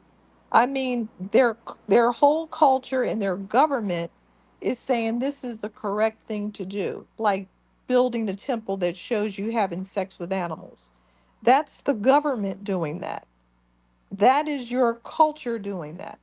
Okay, so like I said, in Bangkok, Thailand, you can go over there and you can do sex tourism with children, and you can kill children. Uh, Jeez. yeah, and these are the people who are looking down their noses. These women, the same broads, are laying out on mattresses all over New York, just flaunting themselves, being aggressive, pulling men into little walkways in the streets, trying to get customers.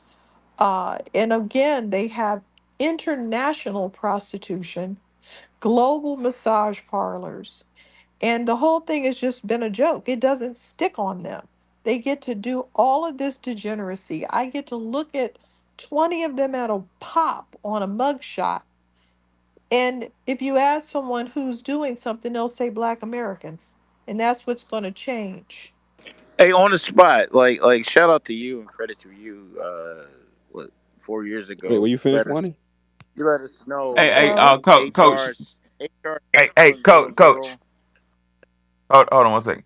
Hey, coach, let Wani finish. We don't want to break a train of thought. I know you were kind of stuck in the matrix for a minute, but go ahead, finish, Wani. And so, like I was saying, they have in Japan, they have artwork showing samurais, monks, and teachers having sex with young boys, and they're encouraging them to do it at the pleasure of the monk. Oh, you don't have any women, so you're allowed to just do this and that with these children. Um, there's even a book that this guy put out about how he went to go dance with the Dalai Lama and got molested by the monks there. And that's what they, yeah. Did you see the Dalai Lama? He had to apologize because he demanded that some little boy suck his tongue after he molested the Oh boy on yeah, stage. nasty fucker. Right. So their degeneracy leaks out. They can't control it or contain themselves. And like I said, it extends into India. They have the Vedas, they have the Kama Sutra, which is fine. But like I said, when it leaks out and it starts to harm people and they are uh, having prostitution and then pointing their finger at other people just because the prostitution is woven into their culture, it comes out in a different context. So, in other words, if we had like a 5,000-year-old book telling us to be whores, everything would be okay. As long as we had a 5,000-year-old book that said you're married to Shiva and you could go have sex with kings and rich men in this temple, then we'd be fine according to them, because that's basically what they have. That's their religious book. It mentions all these situations, and they're allowed to be racist because of their religion. They're allowed to be prostitutes because of their religion, and like I said, it's woven into their society. Now I'm going to continue and talk about the abuse of young boys and how that relates to the harems of the Ottoman Empire and how that is harming little boys today because of the behavior during the harems and the Ottoman Empire's influence, and how people from that area are coming over here and still practicing uh, this thing where they dress little boys up as girls and take advantage of them and use them for sex. Continue. Go ahead, Ron. Yeah, yeah. Go ahead. That you make. I was gonna say is you're making me think of one of my friends who got stationed in Afghanistan, got in trouble because the I don't know the term, but the rich imams, or well, I don't know the term, but they like the Muslim guys were have the little boys, just like what you were saying. It's They terrible, said that and they they couldn't. tried to get rid of them, but they were too well armed.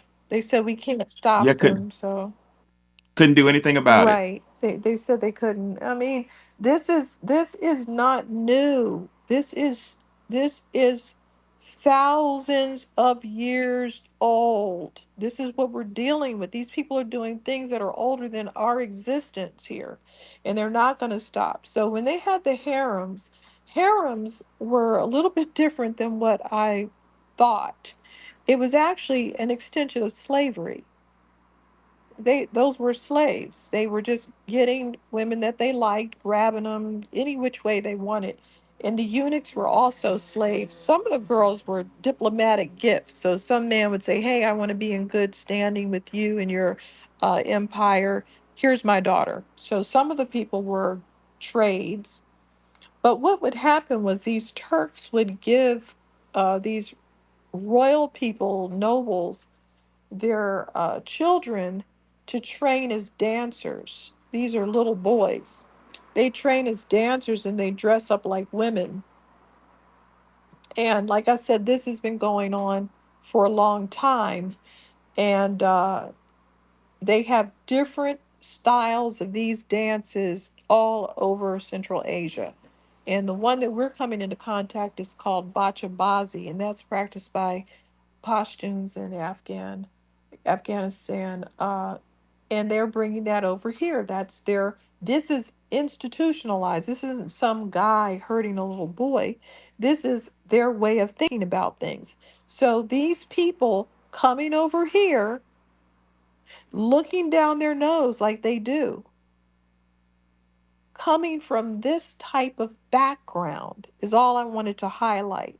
You're not talking about me when you come from this background. You're not calling anybody a baby daddy when your men in your uh, group have their haplogroup all over 36% of Black American men. You're the biggest baby daddies on the planet outside of Genghis Khan. I don't know who's worse. I couldn't get a clear number on who was worse, Genghis Khan or the European over here who raped everybody into new ethnicities. They are the biggest baby daddies in town. So they're not going to talk about anything while I draw breath. And I hope that people understand that what I'm saying about these other groups, don't ever let them talk down to you and you buy all the propaganda that's been put out since the minstrel shows made fun of us for playing the banjo. Why'd they do that? Because they were jealous. Why'd they make fun of the watermelon? Because we had a good watermelon crop and they were jealous of that guy. And so they went on a rampage to make fun of him, and they got that guy Stepin Fetchit and other foreigners to make fun of us because we didn't want to make fun of ourselves, and they've been doing it ever since. They've been doing that ever since to us, lying about crime statistics, making us look stupid, getting stupid idiots to do things in entertainment to misrepresent us, which is what they do. Well said, Wani. And that fits directly into the degeneracy and FBA culture being manufactured because it has to be. It has to be. If the dominant society does not want, if they, that's their cover. That's their smoke screen to keep people from peeping them out and saying, "Oh my God, you're degenerate for thousands of fucking years." I mean, the shit Wani said, I can't. I'm not even gonna repeat. Like, that's not even like repeatable. Like, so what if a girl's on a corner hustling? You're selling children, dude. Like, you nasty bastard. You know. Yes, and I think it's really important that we know that. You know that our young people know that. So when they come at us with some fucking cliche, you can say, no, no, no, no, no. You're scapegoating. I would like to see that become part of our vernacular, just like he capping. I'd like to start seeing the young people say, man, he's scapegoating. He's scapegoating. That would be powerful if we could somehow introduce that to our vernacular, you know?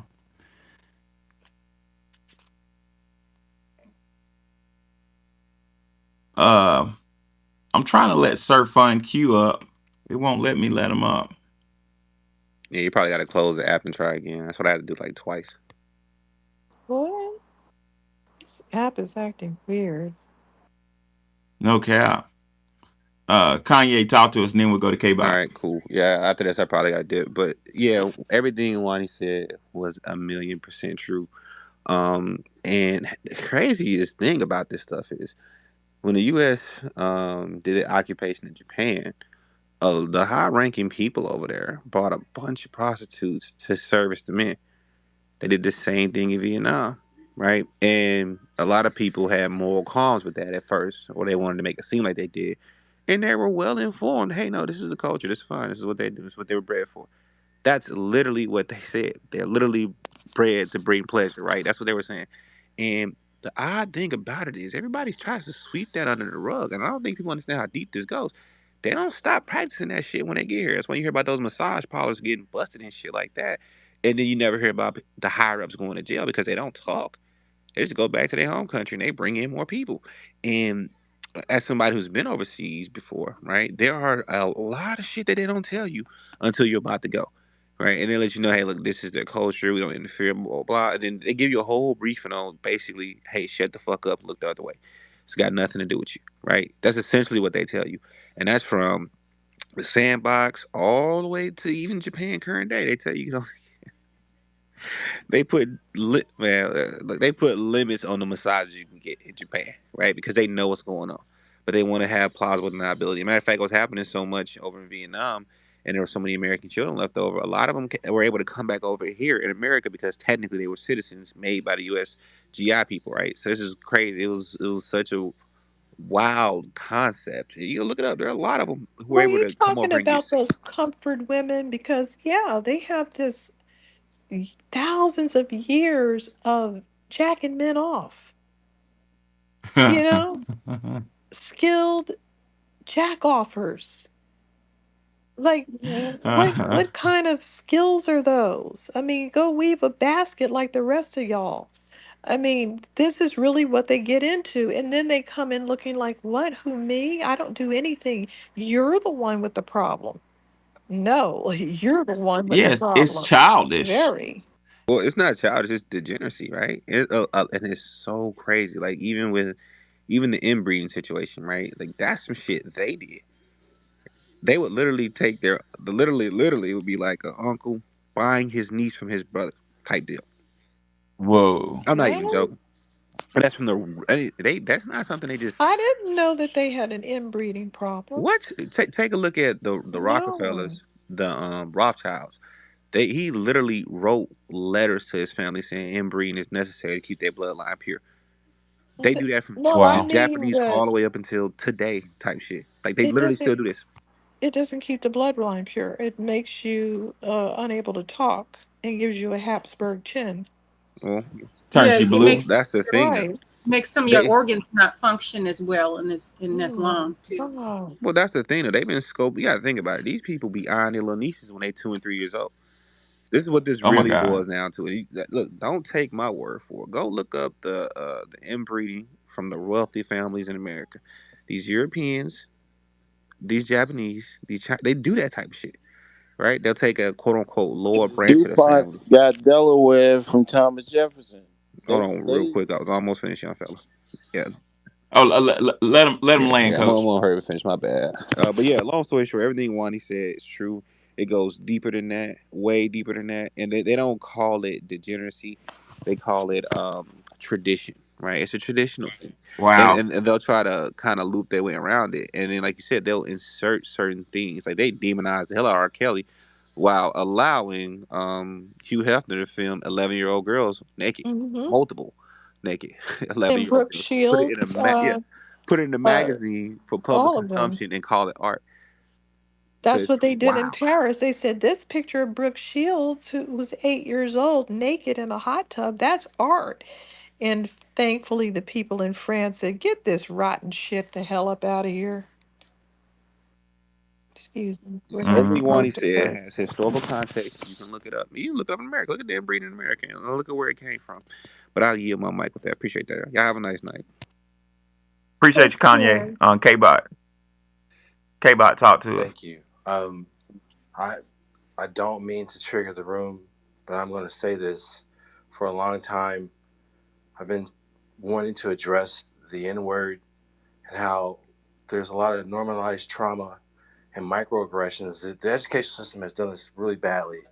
But this word, this I think it's the most powerful word in the English language, and white people enjoy, and other people enjoy us saying this to each other in a coded, quiet way. And they don't, these other people don't use these kind of words towards each other the way we do. And I love Richard Pryor and Dave Chappelle, but when it was normalized in music, and it was normalized in music at a certain point, maybe it was the late 90s, late 80s, early 90s, and it became like this word that's so easy to say, but you know, I don't see other cultures doing that to each other. And when Bill They Cosby, do. They call okay, each other nigger. I know, okay, exactly. So Dummies. when Bill Cosby did the getting shot in the back of the head over a piece of pound cake speech, and he started telling black people to pull your pants up and speak like you can land a plane. I mean, literally, the world came down on him, and then it became almost shameful to speak like that Is somebody after. talking? I can't hear anyone. Yeah. Yeah, K-Bot. K Can we do a Bot. round trip? I just want to know, is everyone here okay for another 25, 30 years of normalizing this word? And I know some people think it's not a big deal, but when I see white people and Asian people and Hispanic people using it so casually, but they were never called this word in a derogatory We way, we know that it's or let me finish, they please. shouldn't Do be they use it saying it. around you? Because Can in I my city, can I finish? Oh whenever Can I please somebody God. not finish? of our Can I lineage please use finish? that word, Stop. Can I please? Can I please finish? Hey, Coach, hold up. Let him land his plane because I got a Right. comment on this I one. said when I said this, people would be upset, and I apologize for that. Um, No, I'm not okay, upset. I just want Go to ahead. know, like, what is this word? I don't know about. Damn it, man! The dude just sidetracked my brain real quick. I just hope that we can, figure out what is the value of this word, and do are we to be shamed to say no? Don't say this, because the people I grew up around, and I grew up. We are saying no. Okay, They're um, being told to shut the so hell up. You're okay, not Hey black. yo, but let me. But see, yeah, yeah. Hey the I'm gonna land it. I'm hey gonna the land it. way. Hey, I'm hold gonna on land real it. Let me quick. The finish. Let me way the finish. way Hey, I see the hey, word. hold up, brother Hayes. Hold Hold on. up. All right. When we say Snoop Dogg, when we say all of the rappers, and dare I say somebody like Richard Pryor or Dave Chappelle to one day be canceled by the future generations because we didn't have the courage to speak up on it. Could that be a possibility? Why are you asking me? I don't even say it. Oh shoot, I didn't mean I'm to. done. I'm sorry if I apologize if I hurt anybody's. I'm You sorry about didn't that. hurt anybody. It's like we already know that these foreigners are doing and y- saying things, but they are being told, and like I said, say it at your own risk. Gwyneth Paltrow is running around talking about that's my nigga, and all these corny ass white girls, they want to say that. And that remember that show with the little midget boy? He was on there talking about that's my nigga. They weren't even talking to black people. They were talking amongst themselves. So yeah, they do call each other that for some reason. Because they're fucking copycats, okay? They have the brain of a noodle. They can't concoct their own insults or fun insults or historically annoying words that we flipped into something. Now, they can't concoct shit, is what I'm trying to tell you. They don't care what we do. Yeah, If we could pull our pants up to our tits, they'll be doing it next week. They don't care what we do. They just copy what we're doing. They don't even know what they're saying. These people coming over here don't know anything about the word Africans. Nobody calls them that name, okay? Even if it was referring to them. It was written about them in letters, not said to their face. We're the ones who had to listen to that shit. Just like I wasn't called a kafir over in South Africa. No one ever called me that. That's something that they heard. That's something that irritates them and triggers them, makes them beat people up. Okay? The rest of these people need to shut up because they don't have those words said to them. They live in all African or Caribbean societies. Who's next? right. Yeah, I totally agree with that, and I had mixed emotions on that because I feel like we foundational Black Americans took that word, performed alchemy on it, and turned it into something a part of the culture. I feel like it's cool if we say it. It's not cool if other groups say it, but from my experience, we don't let other groups say it. I know maybe in New York they do or something, but in the South, I've seen it how many times somebody slip up and say nigga like a Hispanic or a white person in Memphis and almost get beat. You know Yeah. what I'm saying? So yeah, I guess I just I didn't don't have the hang same out. I don't experience. hear people saying it. I don't hang out with people, foreigners that say that word. So if they want to call each other names behind everyone's back, fine, but do it at your own risk because that's very regional. You can do a lot of things in New York and then you come over somewhere else and you'll get punched in the face. So do it at your own risk. No cap. Early, you trying to say something, brother Hayes?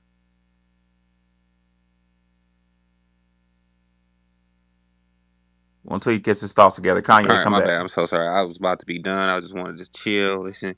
No, you But I good, heard that. bro. You I'm not good. gonna lie. It's utterly ridiculous. At the end of the day, there's nothing more gay kept in our culture than that word, and I think it's beautiful, right? Something they meant derogatory that now gets them canceled, right? Right? They say it, they lose a lot of shit, and I think that's beautiful. I don't think we need to suppress that. Like, listen, the Italians, and again, I'm not using this in a slurish way for my future employers. There was a movie called The Godfather, right? And the mafia dons sat down, right, with um, damn it, Lionsgate, whoever folks making it at the time, right? And they said a few things they didn't want said in that movie. They didn't want the word La Cosa Nostra mentioned. And they didn't want the word Guinea or WAP mentioned. That's what they said. They didn't want that. The only person to use that word was an Italian referring to a Sicilian woman, right? He called her a quote unquote Guinea brat. Look at the role of Carlo. He was the only person using it. And he bragged about it. He said, well, the blacks call each other our words. We have our words we call each other. The Jews have things that we have different things we say to each other. It's a cultural thing. Now, I've never been in a situation where they felt so comfortable to use that word around me. And I just be wondering, people say we need to get rid of that word. Like, where are you at that they feel so comfortable to discuss this about you, right? And then I had to like call them the question, like, hey, are you really from the culture if you really want to get rid of that word? I mean, no disrespect to anybody, but if you had a spade game with your aunties and your uncles, oh, they tossing that word around like everything. Like, this nigga here crazy. Oh man, come on, cuz. I'm talking about this, that nigga shit right there. Like, it's a term of endearment. As a matter of fact, come think of it, my grandmama, love her Facts. to death, called me an ungrateful nigga for being in space. This nigga ungrateful. Your mama. Like, and it wasn't like, oh, I didn't feel the hatred coming from my grandmother, like, oh, she hates me. Like, nah, she was just literally calling me some shit she grew up in. Keep in mind, my grandma was a member of the BLA. Shout out to them. So it's like I'm listening to this, and it's like it almost sounds like you're not from the culture. Like, well, you can't be. Wait, what? Like, look, and it's that boule shit you need to be trying to preach on us. Look, if y'all uppity ass, no, Boule. I don't know. I'm just saying. These people in they uppity ass non nigga circles don't like using that word because it embarrasses them in front of their Caucasian friends. That's fine. That's cool. Just don't come down to the ghetto with us. Cause we playing dominoes, we playing spades. Hey, nigga, get off my grass. Nigga, don't sit on my couch Preach. like that. Nigga, I pay good shit for. Like, it's literally like saying, bro, bruh, this. I'm not saying I hate you. Now, granted, I don't use it in a professional setting because I don't want anybody who's not us feel comfortable enough to say it. But if I'm around my people, oh, everything's a nigga. Yo, look at this nigga right here. I'm talking about a fly. I'm talking about an ant. I'm talking about a bug. You know. But I'm not. We not getting rid of that word. I don't know why you boule niggas always trying that shit. Cause I know I had somebody tell me, my uncle go tell me, hey, that is the most ugly word in the English nation. I said, okay. Well, how about you just use it somewhere else then? Hey, don't use it around us. Move. It's like, what the fuck is wrong with y'all? Like, bro, we not giving up that word. I like the word. I'm gonna keep using the word. I've been using the word since I was 2. I'm gonna keep using it. My kids gonna use it if they have it, but they not gonna be, giving N-word passes. That's the only thing I have a problem with. Nah, let that be us. Like Wani said, if we decide tomorrow that we're gonna take pants and wrap it around our neck and scar types, guess what? They're gonna do it too. This is the one area that we have consistently locked them the fuck out of. And rightfully so. Y'all meant it as something terrible. We flipped it, right? It's called taking back. Now, when people get out of terrible situations, they often get a tattoo of something as a symbol of that. Well, us saying nigga to each other, like my nigga, you went through the struggle with me. Shout out to you, my nigga, right? Us going through that and being out on top and getting them canceled for using the word is a beautiful thing. Now, if you don't agree, that's cool. That's fine. Maybe you want to reevaluate your place in the culture, but stop trying to preach to the rest of us. And I think I'm gonna be out on this one though. Appreciate that, y'all. Y'all stay sharp. That was beautiful, Kanye. And well said. I have Thanks. nothing further to add to that issue. All right. Anybody else want to talk? Is degeneracy in FBA culture manufactured in think tanks? Yes, and the thing that I wanted to point out is that it's just ironic that the people pointing the finger are at least a million times more degenerate on every level, meaning that they have Right. a global prostitution problem. not just a prostitute on a corner issue. These people have uh, all kinds of organized crime rings, not a gang member that shot someone. They have entire hit squads out, cartels, and all of these types of things. And so it's just ironic that they would be choosing us, and we have less than all of these people combined. I mean, they literally have global prostitution and they have the nerve to say something. I just don't even know what I'm listening to. Yeah. Yeah. Scapegoating 101. Scapegoating. Let's divert attention from ourselves, ladies and gentlemen, and send the attention to somebody else. Yeah, it was an accident, Nikki. That was a total mistake. I was looking for. Yeah, that was. I got big fingers. I was trying to do something else. Yeah, Don't it worry was me, about it. and it was a mistake. Yeah, don't worry about it. I'm fixing it on the back end. Don't worry about it. Okay. Yeah. Yeah. Tell him I accidentally removed Coach. I ain't mean to do that. Um. Yeah. But yeah, Black Truth. What you got?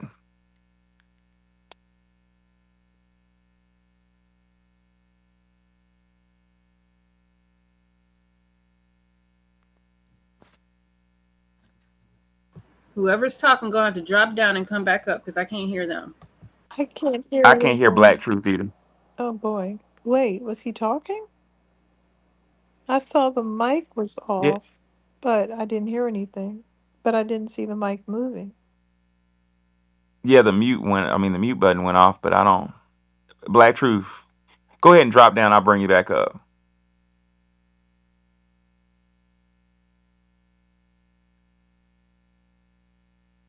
Yeah, one I like this app, but I'm a giant.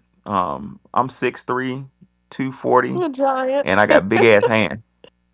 Yeah, I got big ass hands and big ass feet. After But looking like at I all hit those documentaries, out. you don't seem like a giant when I'm looking at those 7 foot, 8 foot skulls. Wonder what their Yeah, hands are like on an iPhone. but trying to hit it on hitting some. I try to hit certain buttons on the iPhone. You Yeah, hit other ones. yeah, Like every once in a while, I'll hit like I'm afraid of like hitting. Like 100 or something, hitting thumbs down or some shit. Because some people get right. all funny about that. Hold on, wait a minute. Why'd you hit thumbs down? you know. Yeah, but I accidentally removed. No hard feelings, coach. I tried to look for you to add you back, but I accidentally Is he removed you. I wasn't back trying in? to do that. I don't see him, but it was a mistake. Yeah. I So invited those him of you back. just I'm just waiting for him to look at my message. So I sent him an invite back. It should let him back in since I'm a co-host. okay. Yeah. So we talked about a theory of Pavlov's classical conditioning as a reason. It's a way to make people degenerate. You can manufacture, just like you build a car. You can manufacture degenerate people if you have some type of incentive structure. And unfortunately, with Gen Z, I see an incentive structure to manufacture degeneracy amongst our females. It's always been there for our little boys, but this whole sexy redism is manufacturing degeneracy amongst our females. But what I'm starting to hear is it's starting to backfire. People are not paying for sexy reds concerts. It's almost like that fad is trying to play out. So hopefully, it's played itself out. That's my wishes. But foundational Black Americans, what we need to create, and I don't want to get on a soapbox because why aren't you doing it? You being me. We also need to create some type of the dominant society has created incentive structures to act a certain way. My question is, why don't we have incentive structures amongst our own children, amongst our own people? What's with that? Why don't we have our own, reward shows? Why are we like relying upon outsiders for our validation is what I'm saying. That's a Well, question I'm The gonna have to wrestle collective, with. the collective low self-esteem. And we're gonna have to bring this up on every space because I don't understand.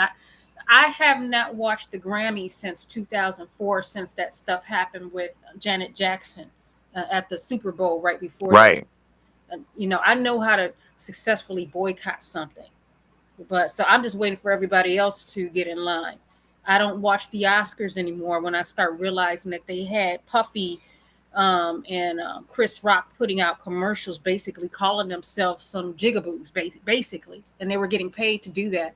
I know how to not participate in white people's stuff. I'm just waiting for other people to catch up with me and others like me. So just look at this. Beyonce has what?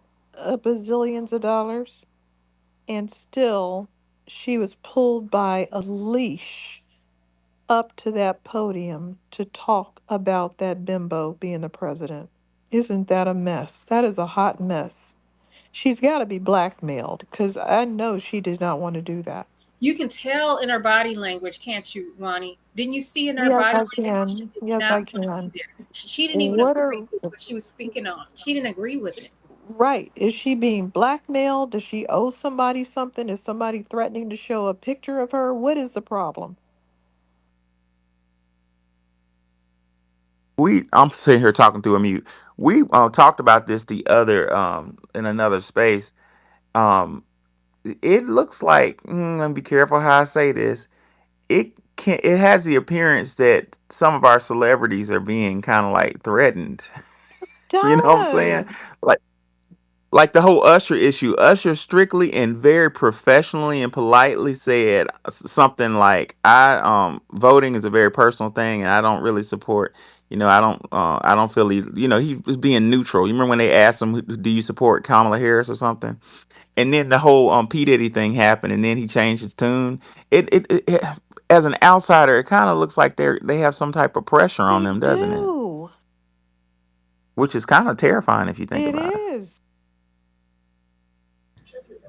Professor, can I say something on that real quick?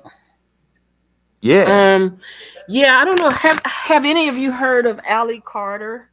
Um, she's a young girl. I heard her story like 3 years ago, out of California, and so I'm in agreement with you that there's a common theme right now that all of these people are being blackmailed or whatever the case may be, to include Oprah and many others. Was it DiCaprio or somebody? All of them are Yes. being blackmailed. Yeah, and so Allie Carter is a young girl that has PTSD. I heard her story 3 years ago. She's been very consistent and she's been naming names. And apparently, some arrests have happened and she has affidavits and da da da da. She was in the foster care system. She's shown tunnels recently under Diddy's house and where she was trafficked. She's a gotaway. Um, and she is exposing names. There's a list that's out there, and it's pretty consistent with the list that I have been seeing for the last probably 5 or 6 years to the Epstein Island. Oprah is rumored to have been there for 11 trips. And all of the people that just endorsed Kamala, most of them, their names are on there, to include Naomi Campbell and many, many, many more. Mm-hmm. And from what I understand, I'm standing for the children, and I'm standing for future generations. Again, that Whitney Houston song, "Greatest Gift of All." They don't have to come to this sin sick, crazy world and have to be subjected to the stuff that they are being subjected to. Um, and I don't want to get too gory, but it's red too when they messing with these children. Um, and it's disgusting. And if my understanding that somebody that's running for office, the highest office in the land, has said they should have never touched the children. And I'm in an agreement with that, with what I've learned. And these people who are in Hollywood, not just Hollywood, but you got CEOs that are stepping down, the Abercrombie and Finch, um, Anderson Cooper and Gloria Vanderbilt in North Carolina. All that stuff is, you know, on the table. News media, Hollywood businessmen, CEOs, yes, and politicians, Epstein Didn't Island, didn't and Trump. some Let me just say, and I'm finished. That they are threatening to release the list, and there are people who are trying to buy all of the tapes that Mr. that's what I was going to ask you. Yeah. Didn't somebody say I've got a tape that they're shopping these tapes around these lawyers and they better buy this tape or else this tape is going to be out there? Yeah, I've heard that. However, we don't know how many tapes are I'm actually gonna out drop down there. and come back because I can't hear anybody but Oh my God. Wani speaking. So let me drop down. Well, wait a Um, minute. I'll bring you right back. How do we know that president shouldn't drop down and come back? can you hear me? Okay, President can drop down and Yeah, come back. She can't, yeah, because I Nikki hear you, can't hear Nikki. you. Oh, she can't. Well, everybody, Just what do you tell me what I should do? just go. Drop down. I'll Yeah, bring you Okay, we'll right bring you back. right back. okay.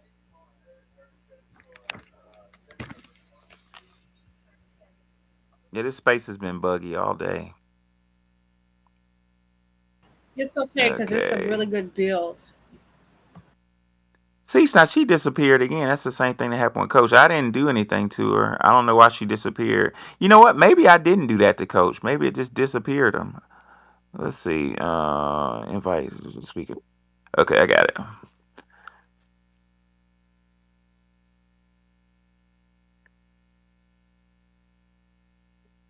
All of the stuff that was done in these mansions um was supposed to have been videoed, and Hmm. um how much is still out there because they said Kim Porter was supposed to have actually made copies before she left here, and so that was kind of like off somewhere where if something happened to her people could get to it, whatever. So nobody knows really how many copies are out there, but I hear that there's some large numbers of um,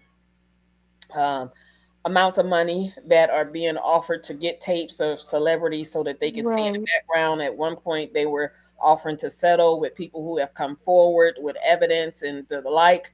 So it's going to get kind of kind of crazy, but I've heard that if you've messed with the children, there are no deals, whether you're a politician or not, and people are of the persuasion that much of Congress is going to fall as a result, to include Schiff, Schumer, and a whole bunch of other folks. I have carried this for a long time, and it's a moment where I'm able to talk, and it touches me because I have been violated from 5 years old to whenever. I won't get into all my life right now, but it touches me because, again, these children don't ask to come to this sin sick world, and they deserve better, and we can do better by them. But if you mess with them, woo, your day is coming. Your day is coming, and it's not going to be nice. It's not going to be pretty. It's going to hurt a lot of people because a lot of people idolize these folks. But the ungodly stuff that they have done and that's been in my spirit for a number of years and having to hold on to is nothing nice. Thank you for letting me share. That's the main reason that I don't like the Democrats because are they're a danger to children, and they're encouraging people to uh, take these puberty blockers and then railroading them into permanent situations that they'll never be able to get out of. And these women that have Munchausen's by proxy, where they want to act like their child is sick, they're latching on to this. Like, hey, my child is a trans.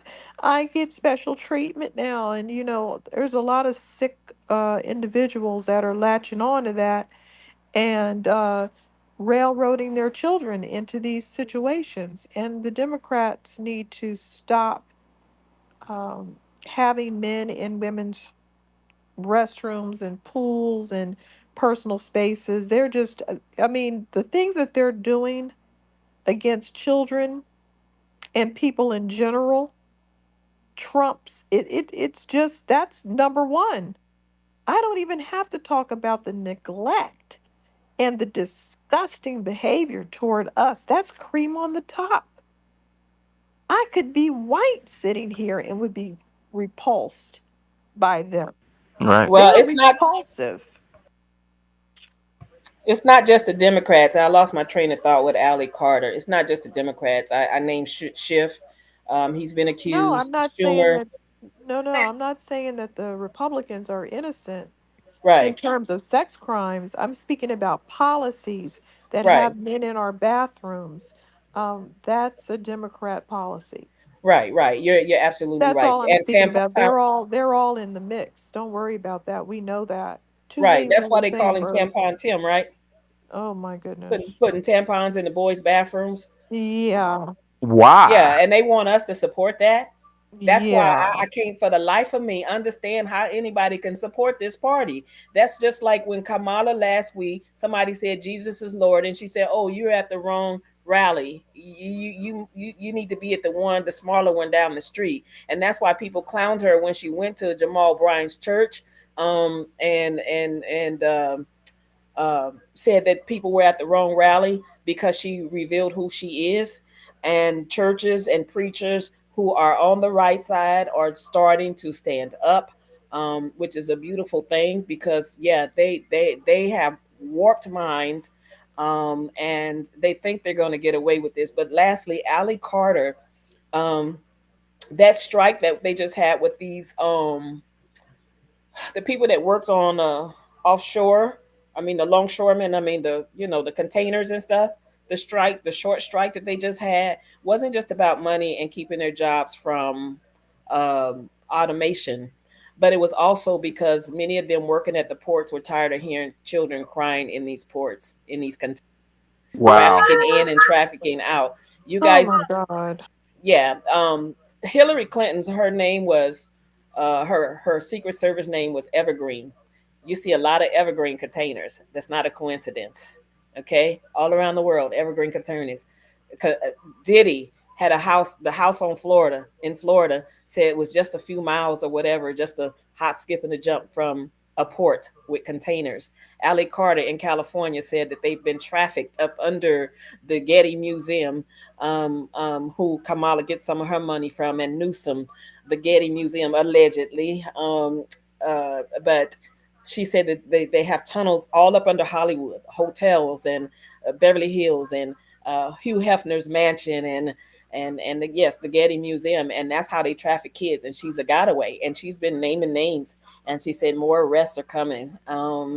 It's pretty deep, but she's a gotaway, and she's telling her story. She's been in hiding for a long time. I just saw them, and I'll say this, I'll shut up. I just saw them put a bulletproof vest on her recently, and she was able to see somebody that she hadn't seen in a very long time. She's about 20, maybe 28, 29. And when they put the vest on her, she ran to some people that just walked in the door that she hadn't seen in years. And again, she has PTSD right now. She's trying to work through it because she's been through so much, but she's telling her story and it's real. Thank you for letting me share. That's very Thank interesting. you for sharing. I You really enjoyed hearing your story. oh yeah, you reminded me of when I moved to Memphis in 2012. It's a kind of a funny story. We moved in an apartment in Mud Island, a real fancy neighborhood, and we really couldn't afford. But anyway, it was a white girl right across the street, the hall from us. In her 20s, had a nice body, and she would be wearing a bikini, string bikini every day. And me and my wife had like a bet. Like, I bet you, what do you think she does for? My bet was she's a stripper. And I don't give a damn. So I confronted her one day. I was like, "Hey, ma'am." And she's like, "Hey, I'm your neighbor." And I said, "What do you do?" And she started laughing. She said, "Oh, you think I'm a prostitute or something?" I said, "I didn't say that. You said that." And she said, "I'm an FBI agent, and I work in the human." Got my ass. She said, "I'm an FBI agent, and I work in the human trafficking division, and I go out trying to get recruited, and then I bust people." So we were having lunch, dinner one night with her and her fiance, and she said that any of you who know Memphis, when you come in Memphis, it's this huge area that has shipping containers. They get it off the railroads. It's just this gigantic. It's very unattractive. It's hard to miss. Where they like got these gigantic cranes moving these gigantic shipping containers around. And she was telling us a story like that. Shit, what's that? 14 years ago, however long ago that, 12 years ago. I can't even know how long ago. 13 years ago. She said that a lot of those shipping containers be having children and women in there, stolen women. She said one time the Bureau FBI got caught out there, Bureau of Investigations and AT or whatever, the federal people got caught out there because the ventilation system in one of them suckers broke. Like, they're so elaborate, they have ventilation systems in it, and like they could smell the dead bodies are just full of dead bodies. Like, so this that shit is real heavy, man. Like, it's a big deal. and it's terrifying. Um, I think K-Bot, or no, I'm sorry, Shiloh Joseph. Go ahead. Okay, can I y'all think hear me? Can you hear me? Yeah, Yes, how y'all sir. doing? I just wanted to speak on they was you guys somebody was saying something about they're scaring the celebrities or whatever, but yeah, I think I said that. they are doing that because if anybody can remember right before John Amos, Mr. John Amos passed, they was having him read a letter, and it was like he was under distress, and I'm like, I ain't never seen this man scared like that, and he wasn't acting. It's like they was telling him to read off something. Kurt Franklin the same way. They was trying to have him read off something. He looked like he was petrified. And I'm like, I wonder what are they doing to him? You know what I'm saying? Because they be seeming like they're scared and not happy, especially when they be having them put on them dresses and stuff. They don't be looking happy. They be telling that like smile. You can hear them talking in the background. You got to smile for this one, and they be trying to smile as much as they can, and they don't be wanting to do that. It be like a crooked smile, like somebody's forcing you to smile. But anyway, that's all I wanted to say. Yeah, that's true. Cause what's his name in acting strange too? What's the dude name? My mom used to love that guy. I couldn't stand him. The one that said I'm swallowed. D TD Jakes. Jakes. Yes. Yeah. I couldn't. My mama loved TG. I used to hate hearing Me him. too. I didn't trust some in my spirit. I didn't trust him. I'm smiling in the early 2000s. I was a little boy. Like my mom, I wake up, she'd be playing TD Jakes. I couldn't stand his ass. I was like, man, turn him off. Oh Lord. Uh, D Nice, talk to us.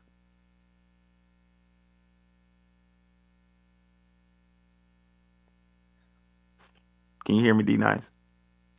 Yeah, I can hear you. Come on with it. Okay.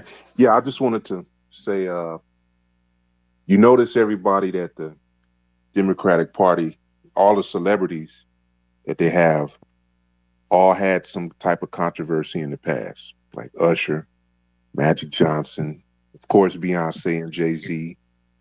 All of these people had some type of controversy in their past, and I believe, like was said before, people are that's being used against them to force them to speak. I mean, even Eminem. You know, so I just wanted to throw that out there.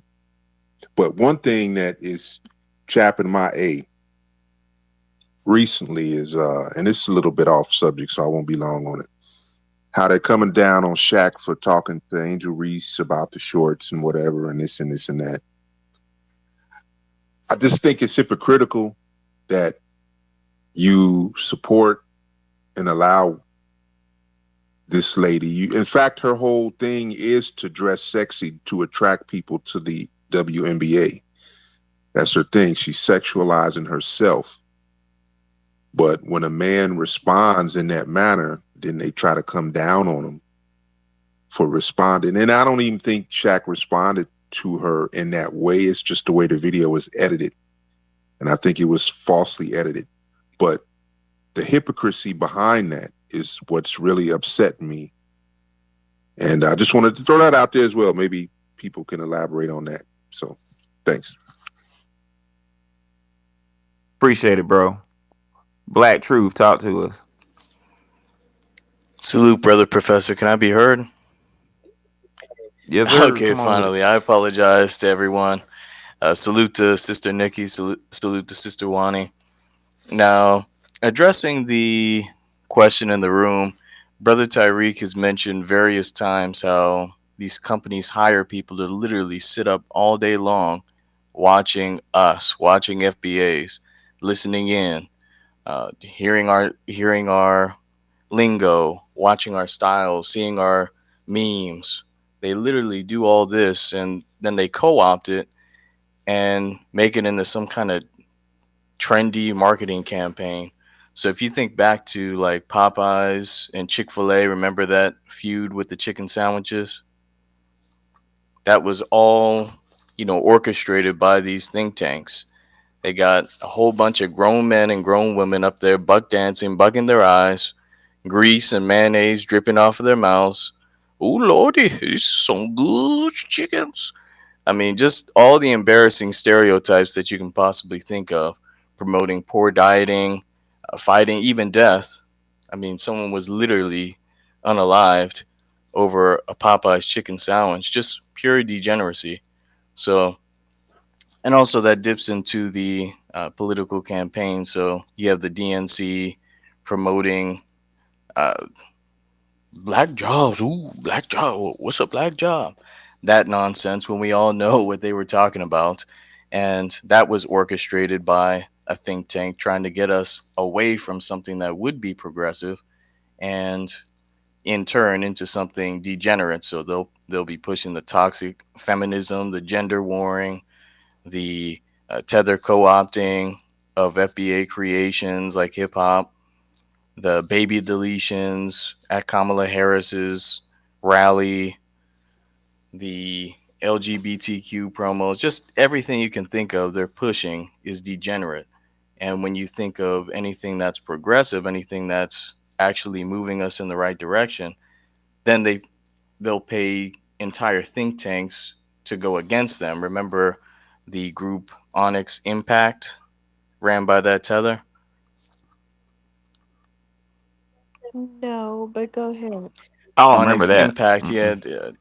it was mentioned. I think Black Alpha Network exposed the person connected to it as a tether, and she was literally paid to target so-called misinformation, disinformation spaces, aka us, for going against the DNC think tanks and just having people think for themselves, whether that's voting for the couch or voting third party, whatever it is.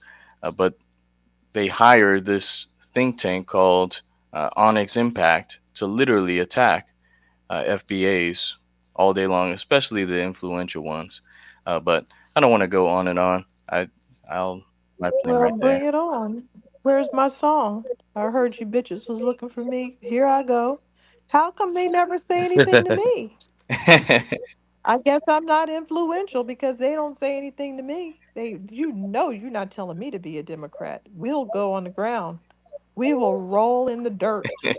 I would never vote for them under any circumstances because of their position against kids. Mm,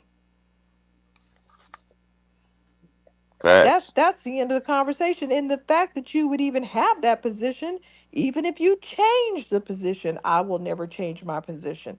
I don't care if you grant reparations. I'll take the check and I'll still never vote for you. I will never vote for them ever.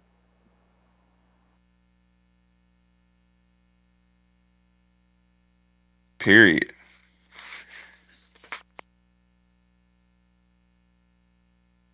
All right. Is degeneracy and FBA culture manufacturing think tanks? Anybody else want to contribute?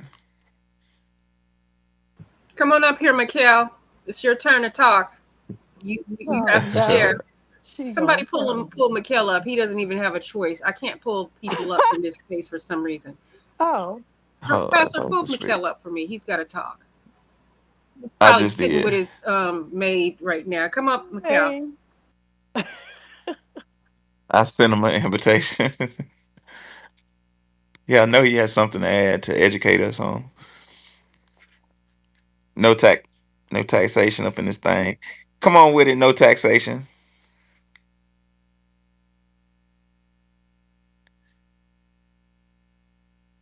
Good evening. No taxation. Talk to us. Hey, I was waiting for Mikhail to come up myself because I know he has something to say. He's always so smart. Yeah, he's in Ethiopia. Sometimes, his timing His is different and in his yeah, connection. his Yeah, so he may not connections be and able to. things. But so if he interrupts me, I definitely will shut up because I want to hear what he got to say. Hey, Professor, this is an extension of the last space. Yeah, Yes. an important. It's an important conversation. Really, this should be just part one, or Oh yeah, it's mind not over. 101, and then you can go into this the freshman class. Yeah. Yep. Yeah. Hi, Wani. I don't think we ever spoke before. Hey. How are you? Fine. How you doing? Oh, starting to get cold here in New York. I think I have to put a fur Uh-oh. on.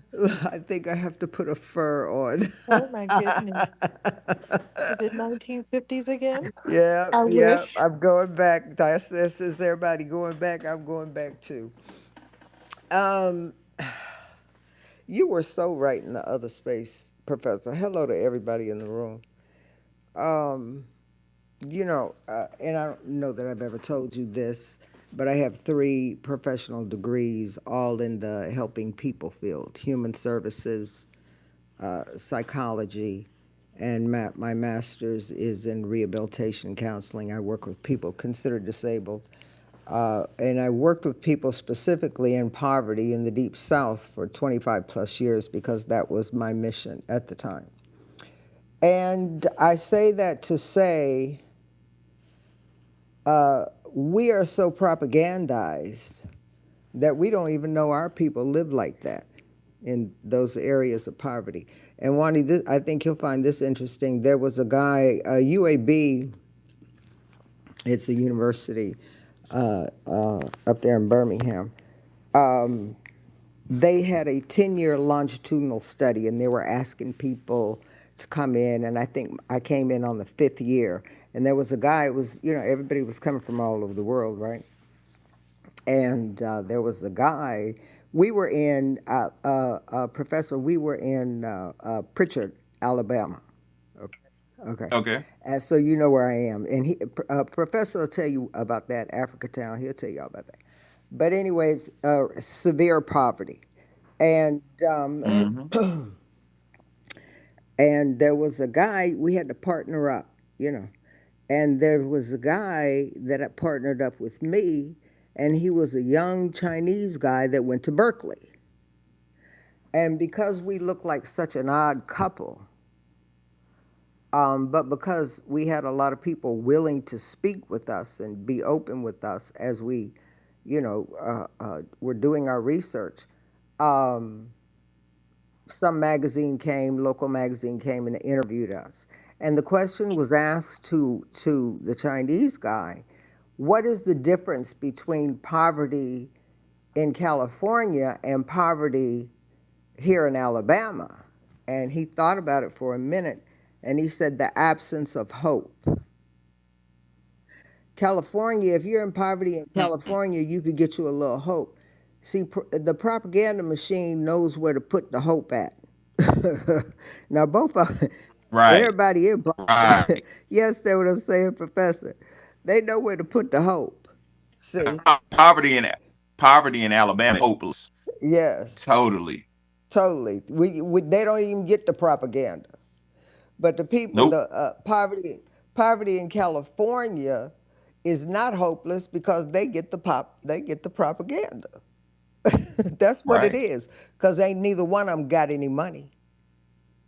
Okay, so that's the only thing it could be. What are they feeding you, environmentally, societally? Yep. You know. And so I thought that was very interesting, and I hope you continue this conversation and dig as deep as you need to dig, because I think you were not in the space when I commented the last space. I told them that you had given them a snapshot of what the real thing is going on in America, and that and that I hope you would do a space about it. I hope you do a course, because propaganda. There are two things that the United States of America are the greatest at. Nobody can beat them in the world. Nobody can do better than them. No country in the world can do better than what America does. One is to be the war machine for the world, and the other one is to be the propaganda machine for the world. And And they tie in they together. tie in Yep. together. And we have to dig just that deep, because really those are the people we fight. That's Hmm. racism, white supremacy right there. Yep. And so we got to understand our position and the position that we play in that, because they have been targeting us for ever since we got here. The only thing they want us to do, the only thing they want from us is what they've always wanted: work us to death or kill us off. That's all they want us to do. They want to work us to death Right. or they want to kill us off. That was always the plan. And we won't go. Because I don't know if we baby kids, but I know we got some commonalities with the baby kids. Okay. Right. You know what I mean? But we are those people. We really are those people that the book talks about. And we got to get that and understand that because no people group has ever suffered as long as we have with the sufferings that we have had to endure, the most horrific sufferings the world has ever seen. Let's not forget Hitler got all of his ideas from the United States of America. We Facts. had it first. And so when you export that type of war and death and just mayhem, and when that's what you're good at, then it seems to me that the people that they come in contact with, which is us, would not be here on the face of this earth. So that in itself should tell everybody who we are. We're those people. We're the people they can't get rid of. We're the thorn in their side. And they can play all the tricks they want to. We're going to come out here and tell y'all what the tricks are. And propaganda is one of the main ones. The system is so good with the propaganda, now they don't have to do anything. All they have to do is just plug it in the system and let it take care of itself. Yep. Yeah. And pay attention. Pay attention to what you allow if you have children in your home. Pay attention to what they're watching because I'm telling you, they got some real tricks up their sleeves when it comes to kids. And these are kids, these are not kids who are loose in the streets. These are kids who are under guidance in their parents' home. They still send them things through whatever device they are looking at, be it a television, a laptop, a computer, them goggles, a phone. It's going to come through some kind of way. So you have to really watch it. Uh, That's yeah. fact. And these white women are on the move about some of that stuff, getting it off of their Instagram and stuff like that. And I say, if you're a black mother, start taking a look at what they're doing and get form organizations such as theirs and do what you need to do to protect your children and in your community. Is it a Christian group that's doing it? I don't know. I just know that they are. I do know. I heard one thing. That guy that put that documentary out, Freedom something, I forget, Road to Freedom or something.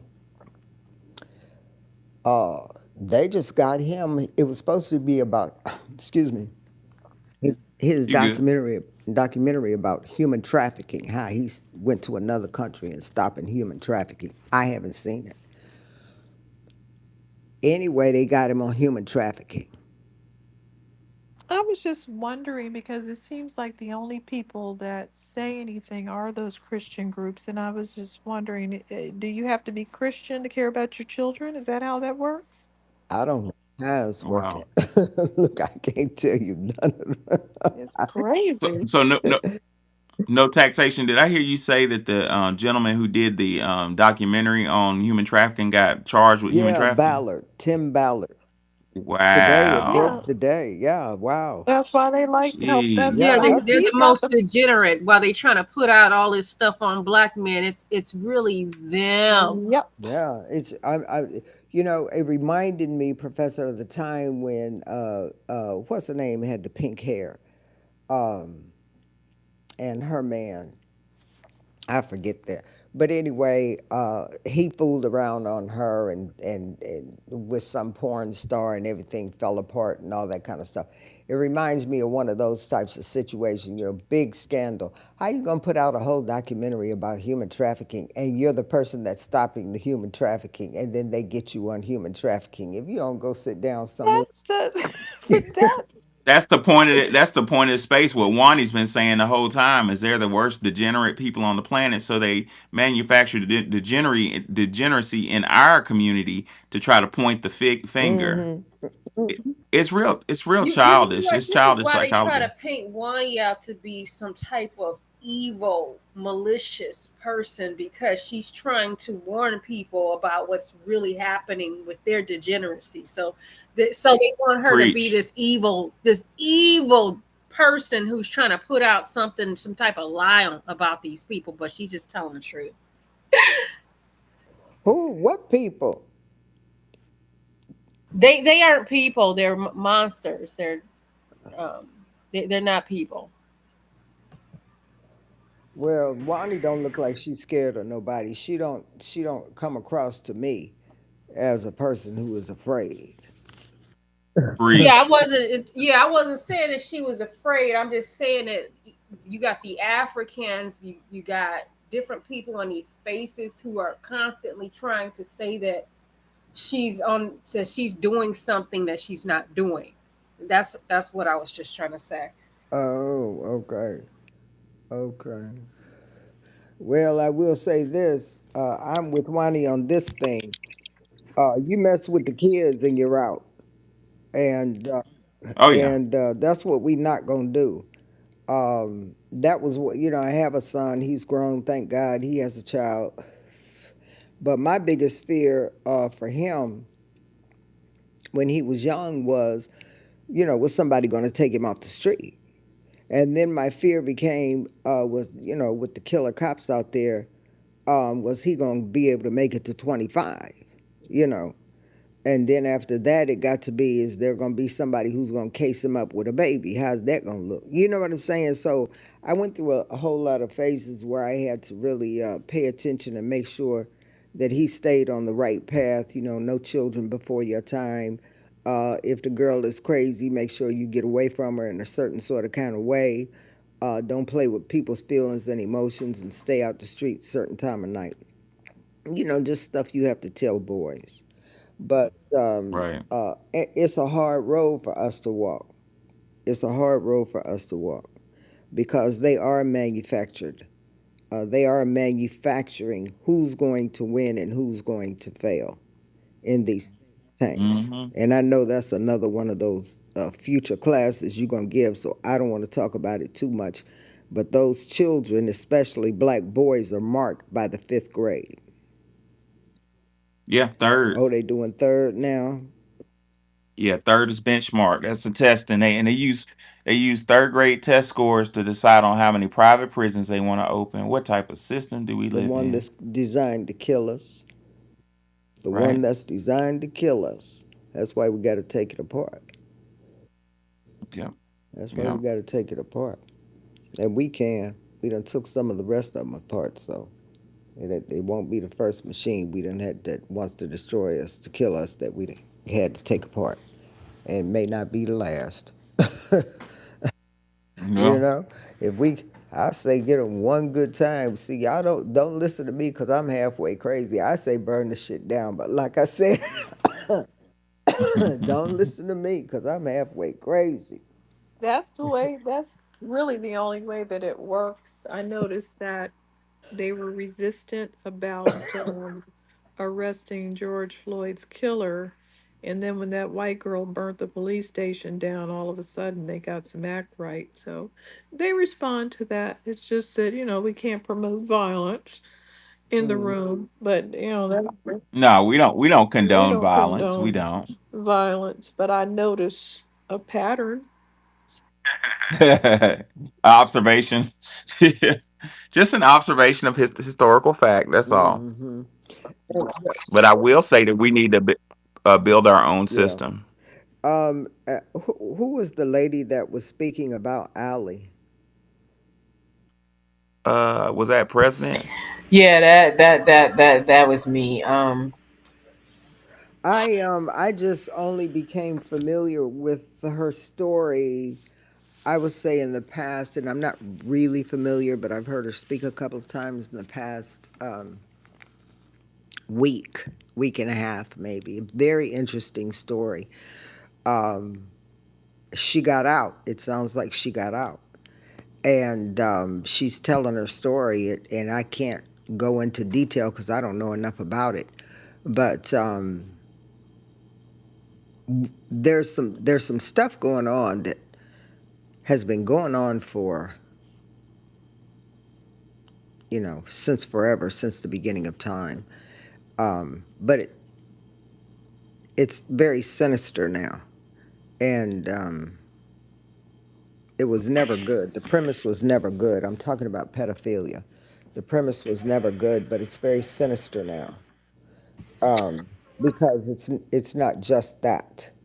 It's also murder. It's also pornography. It's also videos that can be sold and people that can be sold and drugs involved. It's a big money issue, and it's something um, that the government knows full well of. Um, but they've kicked the can down the road just like they did immigration, just like they did voting rights. Things that they should take care of and put a period on, they're not doing it. And I am watching them to see what this is going to be about. I could tell you things because I work on Capitol Hill from time to time, and I can tell you things that would just blow your head off. People showing me their pictures of, oh, I finally got my Chinese girl, and a picture of this young Chinese girl straight from China, uh, that they adopted. For a wife or to adopt? Adopted. Uh-huh. Yeah, Mm. a lot of that. And and proud in the picture frame now, proud, standing with the other children, you know, uh, being greeted and men hold your shoulders and bring you to them to kiss you in the mouth. That's an average greet. It does. There's no, it's just like that's just and you have to swiftly turn your head so your lips don't lock. Yeah, Wow. Yeah, because can I that chime in on that one? if you don't turn your head, if you don't turn your head, then they're subject to think that you're like them. See, and that's just when you have to come and do business. Yeah, I'm just coming. I'm just coming to do some business. I ain't coming for all that. Yeah. In the middle of the day on Capitol Hill. Come on now. But yeah, go ahead. It's interesting. It goes deep, much deeper than people know. Yeah, it does. I spent a little time on Capitol Hill in um, 2001, right after 9/11, and my mom didn't want me to go, but it was in my spirit to go. And I saw some things that I really didn't expect, like a after work party. Um, it looked like well, it actually looked like kind of Hooter girls. But they were in the black and white serving afterwards. I was like, hmm. And then when I went to the cafeteria, it honestly it reminded me of all of the people that were serving back there, cooking and cleaning and mopping in that area. It looked like we were still slaves serving the masters. But yeah, it is deeper than most people know, and the folks that have been that are in the circle that I've been in on Telegram for the last 3 years or so. Remember, Parlor came and then that went down, and then it's Telegram, and it's not censored at all.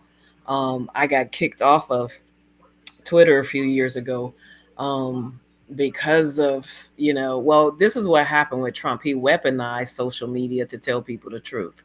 And so when we're talking about these children, when you were speaking, it came to mind with Oprah, um, the gentleman that she called her spiritual advisor, just like Charlemagne the God. um, he just was brought up, and I just heard the young girl's story. I didn't hear it all, of her accusations of him raping her at 15.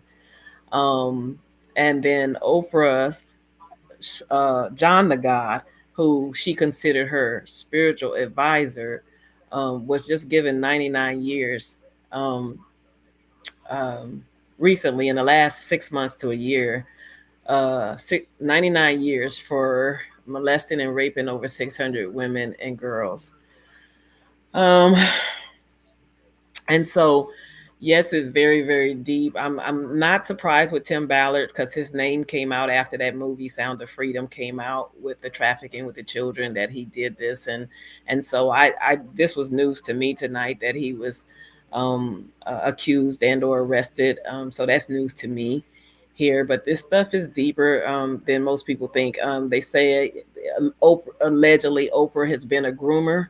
Harvey Weinstein is also in prison, and they say Oprah used to groom girls for him through Hollywood and entertainment and the like. And so Clive Davis, all of them have That been Oprah implicated. Winfrey is a real. That I'm sorry. I'm just agreeing with you. That Oprah Winfrey is a real piece of work. She's done a lot of nasty things to people. Yeah, that's what I hear. And then I actually heard Ilan. How do you pronounce her name? Ilvana Van Zant. The Yael Vazant, Yeah, her, you know, yeah. yeah. Ayala, She yeah. says Oprah is bad, and then they said I never heard this, and I haven't looked it up yet. But they said Maya Angelou before she passed said Oprah was very evil as well.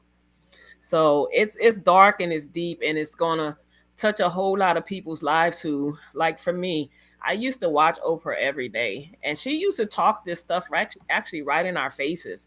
She used to talk about pedophilia right in our faces on her shows. And she says, once a child is touched and you turn it on, you can't turn it off and all this other stuff. It was right in our faces, and that's what they do. I mean, universal law, from what I understand, says that they have to tell us what they're doing before they do it. Yes, they do. And so I've called them, and other people have called them recently because I've learned that I had to learn that. And so I try to have a very sensitive ear, if you will, to hear this stuff. Just like last year Kamala spoke about depopulation. She used that word and talked about, we get this depopulation thing going on, then our kids can live in a better society. How does that correlate to children living in a good society when you're talking about killing folks? And so it's really dark and it's really deep. And again, I'm standing for the children. And the person that was speaking before me, I'm with you. I yeah. Woo. Thank you. I'm done, because it's this, just to hear you all tonight. It's a blessing to my spirit to know that there are like-minded people who see and know what's going on, so that when it's time for us to really take that stand that needs to be taken, enough is enough. Go to. So my understanding is, I'll say this and I'll land, that um, all of these people who were either on Epstein's islands with Ghislaine Maxwell, Jeffrey Epstein. There's some other people that had islands. Richard Branson. Uh, my understanding is that all the stuff that just took place in Maui, these direct energy weapons, children were missing there. United States has been accused as one of being one of the largest child trafficking hubs in the world, whether it's through containers, underground tunnels. And from what I understand, the work that's been done behind the scenes over the last 4 years will take down a whole lot of people. And I've already said the government, da da da da, politicians, even royalty. And I'll finish with this one. Prince Andrew, he was adamant about not messing with children, and apparently the girls that he messed with had evidence or whatever. You don't settle lawsuits if you're not guilty and people don't have evidence against you. So he settled a lawsuit with some children that he messed with. I don't know, I don't recall if it was Epstein Island or not, but he settled a lawsuit, and then Queen Elizabeth, you know, um, sanctioned him or whatever, took his duties away as royalty, and whatever. So it's everywhere, and it's Remember, getting she ready was to be hanging out. exposed. These Remember, they they are were the hanging out. faces of degeneracy. I'm sorry. I apologize. They are the faces of degeneracy. I'm sorry, Lonnie. Though, go ahead. I was just gonna say, remember they were hanging out with Jimmy Savile, the royal family, and he wins the Debauchery Award. Why? Because he had a children's show and he raped everybody through the show, but he actually went over to the children's hospital to rape everyone at the children's hospital, and it gets worse. He had access to the children's morgue because he needed to rape everyone in the morgue. Wow. Children in the morgue in the children's That's hospital. And nice. he was walking right, he was already in trouble for that. And he was walking around with what's that Queen Elizabeth's husband, Philip, whatever his name is. I forget his name and I don't want to know it anyway. Whatever, they were hanging out. That was their best friend. Now they had another guy. His name was he is a serial killer. His name was the Kinky Colonel murderer. And he was the royal pilot when she would fly in Canada, he was the pilot. That's the kind of people that the royal family hangs out with. Serial killers, people that rape children's bodies. And of course, he was hanging out with Epstein. Look at the type of family he comes from. Wow. That's heavy. Well, ladies and gentlemen, this is the reason why degeneracy is pumped into our neighborhood. We're serving as a scapegoat. That's a powerful word. Serving as a smokescreen to keep the dominant society from facing itself. James Baldwin said, "Innocence is the crime. The innocence of the dominant society, the proposed and feigned innocence is their main crime." And James Baldwin also said, "If the dominant society was to one day have to face up to everything it's done to the world, that truth would actually kill them." So what do? They create a scapegoat, a smokescreen, and say it's not me, it's them, or they're doing it too. When we ain't never been doing anything. FBAs, according to the late great Dick Gregory, are innocent. We've been made pure through all these obstacles we've been put through.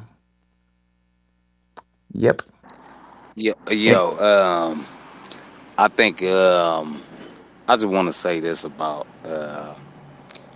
this subject because, of course, yeah, we know it's all manufactured and stuff like that, but I ain't going. I'm gonna be honest, and it's hard for me to say this because you know what, I'm a man. And you know what I'm saying? I love FBA women. You know what I'm saying? But you know what? I'm from California. You know what I'm saying? So when I go through California, I see some of these fine ass black women. And I look at they mate, oh my God, I'm like, they with a white, the Mexican, the I'm like, damn, where your black? I just want to see a a a really successful black couple, and I ain't seen it in like months now. You know what I'm saying? So I'm like, what's going on? Are What's you going from on? are you from here?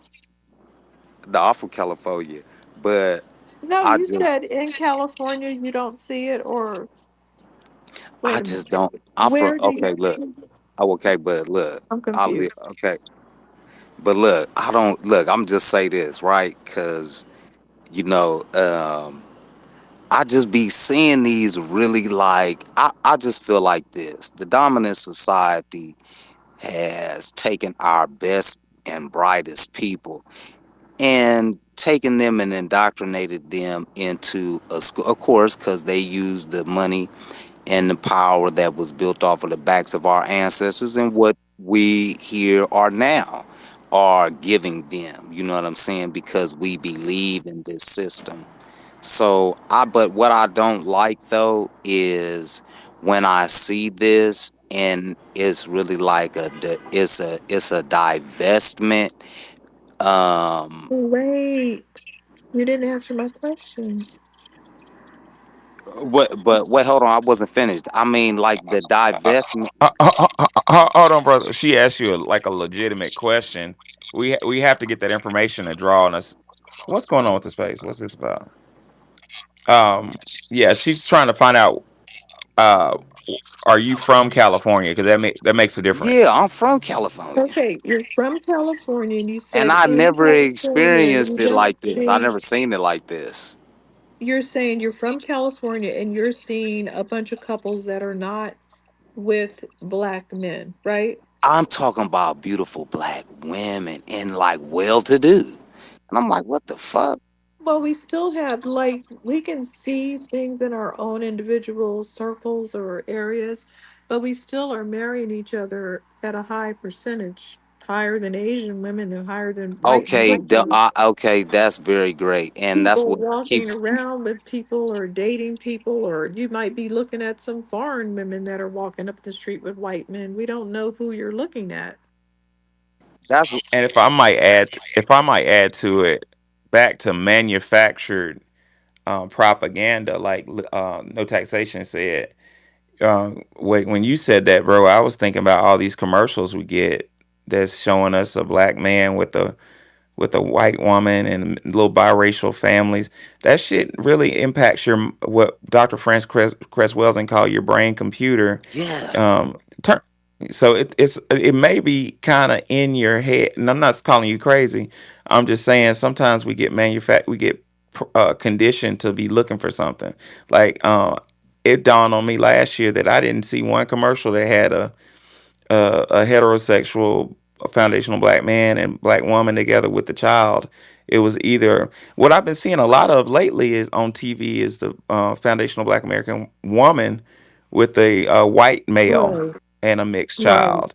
So that may have something to do with the way you're seeing No, things. Okay, I'm not. hold on, I'm hold on. not saying. Okay, okay. Wait, I'm Let me not say this. saying. Hold on. I'm not saying that you didn't see that, and I'm not saying that I see. I don't see Ken and Barbie couples myself. I don't see that either. I don't see. I don't even see white women with white men. I see everybody all mixed up, or either they're foreigners. So I'm not saying you're lying or you're not telling the truth. I just want people to understand those marriage numbers are still solid. Yeah, okay, so I get that, right? And okay, let me explain this because it's kind of a little quirky, right?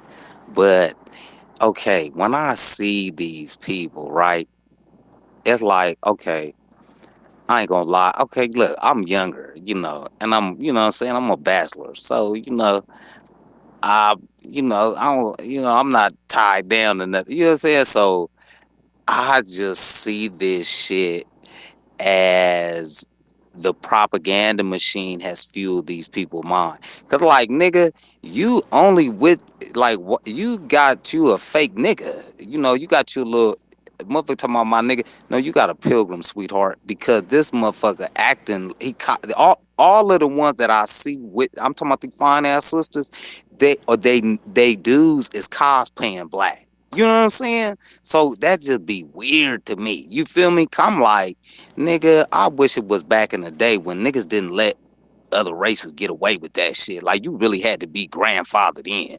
But motherfucker, they got a song out. They talking about let the white kids say nigga. What is you crazy? You know what I want to do to that man? I cannot tell you on this space. What I want to do, don't let nobody say nothing because look, we get reparations. Look, I'm all for it, because I'm not a racist person. I don't dislike other races for anything, but what with the shit that we are under, and we are under pure Wait, they attack by can our government. wait. They can say it if we get reparations. Well, I'm not saying that they can say Well, nigga if we get we reparations. already I'm we just saying, discussed the at fact that they least can I'm say just it. saying. We already I, discussed the fact that if they say it, they might get punched in the face. I mean, no, maybe I'm they just can get Right. okay. away Look, with I'm it just over saying in it like LA. this. I'm just saying it like this. The big You cities have dropped the ball. They let all these foreigners say whatever they want. Yes. And so, I feel like that, like if I go to a big city, and I see where these black people used to be really, where they used to be prominent. You know, if you go to Oakland, you know, it's like, you know, but you know, degeneracy. This is a symptom of what. This is the symptom of the program, and how do you stop the bleeding? Because this is only going to get. I see this as something that is only going to get worse. And look, the reason why I really, really have a problem with it is because they haven't paid reparations. They do not respect. These are colonizers and imperialists. We are suffering. This is not a joke. This is not funny, you know, and people take it, and you know, we really have, like, you go to big major cities, these other races are come in your face and cosplay and laugh at you, like, and it make you feel like when you're a black person and they do that. I swear to God, I can't say what, you know what I'm saying. Look, I don't play with them. I don't play with them at all. I don't. And you're not gonna come around me using the word nigga. And a lot of these niggas, they let them do that. That's why I'm like, look, I'm solo bolo. I can't fuck with y'all, bro. Y'all some weirdos. Y'all let these people do whatever they want. They ain't gave you no reparation. And it's all because you think you cool. Like, nigga, you not cool. That's propaganda, bro. They making your ass feel like you cool, nigga. You ain't got nothing. Like, you know what I'm saying? Like, nigga, you don't own. You know, they people come over here and they got businesses in your neighborhood and then want to be a part of the neighborhood, and like, nah, that ain't cool, you know. So I just I'm from California, you know what I'm saying. I'm from the ghetto part of California, and when I was growing up, it was just a lot different, and it wasn't a lot of all of this, and I just don't like it. I just see it as a way for them to infiltrate. It's just like when Malcolm X said, I've entered my people into a burning house. And the reason why he said that is because they only want to integrate with us, is to stop our progress outside of them, because they know that if us separated, would shoot past them like like a star shooting through outer space. So, you know, that's my take on it. Right on. Just a good point, brother. But just to clarify, Dr. King said that. He said, I led my people into a burning house. That was Dr. King. Ladies and gentlemen, I'm starting to think that this might need a part two. So I will go ahead and start planning part two of psychological warfare in the black community. And I enjoyed y'all. I learned a lot. Kanye, did you want to say something right quick? Oh, I thought I saw it requested. Um, well, anyway, any last words, Wani? Good night. What about it, Nikki? Any last word? Thank you for the space. Good night. All right. Good night to you all.